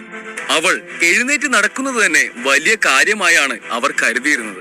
അങ്ങനെയുള്ള അവളുടെ കാലിന്റെ ശക്തി 205 കണ്ടതും ആകെ ഞെട്ടലായിരുന്നു അവർ. അവരാ ഞെട്ടലിൽ നിന്നും പുറത്തു വരുന്നതിന് മുമ്പ് തന്നെ അവൾ അല്പം പിന്നോട്ട് നടന്ന് കൈകൾ കറക്കി മുന്നിലെ കൽത്തൂണിലേക്ക് ആഞ്ഞ് പഞ്ച് ചെയ്തു. സ്ക്രീനിൽ 120 എന്ന് തെളിഞ്ഞു. 120? നീ ഡോൺ 3 സ്റ്റാർട്ടിംഗ് സ്റ്റേജിലല്ലേ ഉള്ളത്? ലാസ്റ്റ് ടൈം പഞ്ച് ചെയ്തപ്പോ വരെ നിന്റെ പവർ 53 ആയിരുന്നല്ലോ. അവളുടെ അച്ഛൻ ഞെട്ടലോടെ ചോദിച്ചു. ഡോൺ 3 സ്റ്റേജിൽ ഫസ്റ്റ് ലെവലിൽ 50 കിലോയും, മിഡിൽ ലെവലിൽ 70 കിലോയും, ഇന്റർമീഡിയറ്റ് ലെവലിൽ 90 കിലോയും, ലാസ്റ്റ് ലെവലിൽ 110 കിലോയും, അങ്ങനെയാണ് ഒരു ഫൈറ്റിന്റെ പഞ്ചിങ് പവർ ഉണ്ടാവുക. ഇതിൽ ലാസ്റ്റ് ലെവലിലുള്ളവർക്ക് തന്റെ പവർ കൂടിപ്പോയാൽ 10-20 കിലോഗ്രാം വരെ കൂട്ടാൻ സാധിക്കുകയുള്ളൂ. എന്നാൽ മേഘ ഫസ്റ്റ് ലെവലിൽ തന്നെ 100% ഇൻക്രീസ് ചെയ്തിരുന്നു. ഇതൊരു സാധാരണ കാര്യമല്ലെന്ന് മേഘയുടെ അച്ഛൻ ഉൾപ്പെടെ അവിടെയുള്ള എല്ലാവർക്കും അറിയാമായിരുന്നു. ഇപ്പൊ വിശ്വാസമായോ എന്ന് അഭിമാനത്തോടെ തന്റെ കൈകൾ കെട്ടി നിന്നുകൊണ്ട് മേഘ ചോദിച്ചു. ഒരു ദിവസത്തെ ക്ലാസ് കൊണ്ട് ഇത്രയും മാറ്റം കൊണ്ടുവരാൻ ഒരു അധ്യാപകന് സാധിക്കുമോ എന്ന് ചിന്തിച്ചുകൊണ്ട് അവളുടെ അച്ഛൻ പടിക്കെട്ടുകൾ ഇറങ്ങി അവളുടെ അടുത്തേക്ക് ചെന്ന് വയ്യാതിരുന്ന കാലിൽ പിടിച്ചു നോക്കി. എനിക്ക് വിശ്വസിക്കാൻ കഴിയുന്നില്ല, എന്റെ മോളുടെ കാല് ശരിയായി. അത്ഭുതത്തോടെ അയാൾ പറഞ്ഞു. ചേതനെ കുറിച്ച് പറഞ്ഞു കേൾക്കുന്നതെല്ലാം തെറ്റായിരിക്കുമെന്ന് അയാൾക്ക് തോന്നി. ഞാൻ അവനെ പറ്റി പറഞ്ഞതെല്ലാം തിരിച്ചെടുക്കുന്നു. നീ പറഞ്ഞതുപോലെ ചേതൻ മാജിക് സ്കൂളിലെ ഒരു നിധിയാണ്. മേഘയുടെ തലയിൽ മെല്ലെ തലോടിക്കൊണ്ട് അവളുടെ അച്ഛൻ പറഞ്ഞു. എന്തൊക്കെ വന്നാലും നീ ചേതന്റെ കീഴിൽ നിന്ന് മാറരുത്. അവന്റെ അടുത്ത് നിന്ന് നിന്നെ കൊണ്ടാവുന്ന എല്ലാ അടവുകളും പഠിച്ച് നിന്റെ കഴിവ് നീ തെളിയിക്കണം, അവളെ അയാൾ ഉപദേശിച്ചു. ഇതാണ് ഞാൻ ഇത്രയും നേരമായിട്ട് പറയാൻ ട്രൈ ചെയ്തുകൊണ്ടിരുന്നത്. അച്ഛന് അതിപ്പോഴെങ്കിലും മനസ്സിലായല്ലോ എന്ന് ആശ്വാസത്തോടെ അവൾ പറഞ്ഞു. ചേതനെ കുറിച്ച് ഞാൻ കേട്ടതൊക്കെ മറിച്ചായിരുന്നു മോളെ. നിന്റെ ഭാവി സുരക്ഷിതമാക്കേണ്ടത് നിന്നെക്കാൾ ഉപരി അച്ഛനായി എന്റെ ആവശ്യമാണ്. അതുകൊണ്ടാണ് ദർശനം പറഞ്ഞപ്പോ എനിക്ക് കോപം നിയന്ത്രിക്കാനാവാഞ്ഞത്. പക്ഷെ ഇപ്പൊ എനിക്കെല്ലാം ബോധ്യമായി. നീ മാത്രമല്ല, നിന്റെ ചേട്ടനും ഇനി തൊട്ട് ചേതന്റെ അടുത്ത് പഠിക്കട്ടെ. എന്തിന് ഈ ഞാൻ വരെ ചേതന്റെ അടുത്ത് സ്റ്റുഡന്റായി ചേരുന്നതില് എന്താ തെറ്റുള്ളത് എന്ന് അവളുടെ അച്ഛൻ പറഞ്ഞു. അത് കേട്ടതും അങ്ങ് നീ സൗത്ത് ലൈന്റെ തലവനാണ്. അങ്ങനെയുള്ള ഒരാൾ ഡോൺ 3യിലുള്ള ഒരാളുടെ അടുത്ത് പഠിക്കാൻ പോകാനോ? അങ്ങിപ്പോ ഇത് വെറുതെ പറഞ്ഞതാണെങ്കിലും പുറത്തുള്ളവരെ അത് അറിഞ്ഞാലുള്ള അവസ്ഥ ഒന്ന് ആലോചിച്ചു നോക്കിക്കേ. അത് നമ്മുടെ സൗത്ത് ലൈനെ തന്നെയല്ലേ ബാധിക്കുക? കൂടി നിന്നിരുന്നവരിൽ ഒരാൾ ചോദിച്ചു. എനിക്ക് ചെറിയവർ വലിയവർ എന്നൊന്നുമില്ല. അറിവുള്ളവൻ ആരാണോ അവന്റെ അടുത്ത് നിന്നും അറിവില്ലാത്തവർ പഠിക്കും, അത്ര തന്നെ. പിന്നെ എന്റെ ഈ പദവിയാണ് എന്നെ അവിടെ പോയി പഠിക്കുന്നതിൽ നിന്നും തടയുന്നതെങ്കിൽ ഞാനതങ്ങ് രാജിവെക്കാം. എന്തു പറയുന്നു? അപ്പോ ഞാൻ കാരണം സൗത്ത് ലൈനിന്റെ പേര് കളങ്കപ്പെടും എന്ന ചിന്ത വേണ്ടല്ലോ. മേഘയുടെ അച്ഛൻ ചോദിച്ചതും അവിടെ കൂടിയിരുന്നവർ തിരിച്ചൊന്നും പറയാൻ പറ്റാതെ നിന്നു. ഇതേ സമയം മേഘയുടെ വീട്ടിൽ നടന്നതൊന്നും അറിയാതെ ചേതൻ ലൈബ്രറിയിലേക്ക് ചെന്നു. എനിക്കറിയാത്ത ഒരുപാട് കാര്യങ്ങളുണ്ട് ഇവിടെ. മാർഷൽ ആർട്സ്, പ്രോബ്ലം സോൾവിങ്, എന്തിന് ഡോൺ 1-2 സോൾവിങ്, എന്തിന് ഡോൺ 1-2നെ കുറിച്ച് പോലും അറിയില്ല. അതുപോലെ ഡോൺ 5 സ്റ്റേജിലേക്ക് ഷോർട്ട് കട്ട് വഴി എത്തിച്ചേർന്നത് കൊണ്ട് എനിക്ക് പല ബേസിക് സ്റ്റെപ്സും അറിയില്ല. അതെല്ലാം പഠിക്കണം, എന്നാലേ കുട്ടികളെ നന്നായി പഠിപ്പിക്കാൻ സാധിക്കും. ചേതൻ മനസ്സിലോർത്തു. ഇന്ന് ക്ലാസ്സിൽ വെച്ച് സാറ അവൾക്ക് ചേരുന്ന ഫൈറ്റിംഗ് മെത്തേഡ് എന്താവും എന്ന് ചോദിച്ചപ്പോൾ അവന് ശരിയായ ഒരു ഉത്തരം കൊടുക്കാൻ കഴിഞ്ഞില്ല. അപ്പോഴാണ് തനിക്ക് ആവശ്യമുള്ള പല പല കാര്യങ്ങളും ഇപ്പോഴും അറിയില്ല എന്ന കാര്യം ചേതന് മനസ്സിലായത്. അതുകൊണ്ട് തന്നെ എല്ലാം പഠിക്കാൻ തീരുമാനിച്ച് ചേതൻ ലൈബ്രറി ലക്ഷ്യം വെച്ച് നടന്നു. അവൻ ലൈബ്രറിയിൽ എത്തി കുറച്ചുള്ളിലേക്ക് നടന്നതും ചേതൻ എന്നൊരു വിളി കേട്ട് അവൻ തിരിഞ്ഞു നോക്കി. അത് അലക്സ് ആയിരുന്നു. ആ അലക്സോ, നീ ഇതെങ്ങോട്ടാ? ചേതൻ അവനോട് ചോദിച്ചു. അത് ഞാൻ നിന്നോട് അങ്ങോട്ടല്ല ചോദിക്കേണ്ടത്. ഇന്നലെ നീ വരുന്നത് കണ്ട് ലൈബ്രറിയിൽ വെറുതെ വന്നതാവെന്ന് കരുതി. പക്ഷെ ദേ ഇപ്പൊ വീണ്ടും വന്നിരിക്കുന്നു. നീ വഴിതെറ്റിപ്പോലും ഇവിടേക്ക് വരാറില്ലല്ലോ പണ്ട് എന്ന് അലക്സ് അവനോട് ചോദിച്ചു. ഇത്രയും നാൾ വഴിതെറ്റിയാണ് ഞാൻ നടന്നത്. ഇപ്പോഴാണ് ശരിയായ വഴിയിൽ വന്നത്. അതുകൊണ്ട് നിന്റെ ഹെൽപ്പ് എനിക്ക് ഒരുപാട് വേണ്ടി വരും. പക്ഷേ അതൊക്കെ പിന്നെ സംസാരിക്കാം. ഇപ്പോ ഞാൻ പോകുവാണ്, എനിക്ക് സമയമില്ല എന്ന് ചേതൻ പറഞ്ഞതും ഉറപ്പായിട്ടുണ്ടാ? ഇത്രയും നാള് നീ വെറും മരവാഴയായി നടന്നപ്പോ ഞാൻ കൂടെ ഉണ്ടായില്ലേ? പിന്നെ ഇപ്പൊ നന്നായിപ്പോ ഞാൻ കൂടെ നിൽക്കാതിരിക്കോ? നീ എന്തുണ്ടെങ്കിലും വിളിക്ക് എന്ന് പറഞ്ഞ് അവിടെ നിന്നും അലക്സ് പോയി. ഇവന്റെ ഒരു കാര്യം. ചേതൻ ചിരിച്ചുകൊണ്ട് വീണ്ടും ലൈബ്രറി ലക്ഷ്യമാക്കി നടന്നു.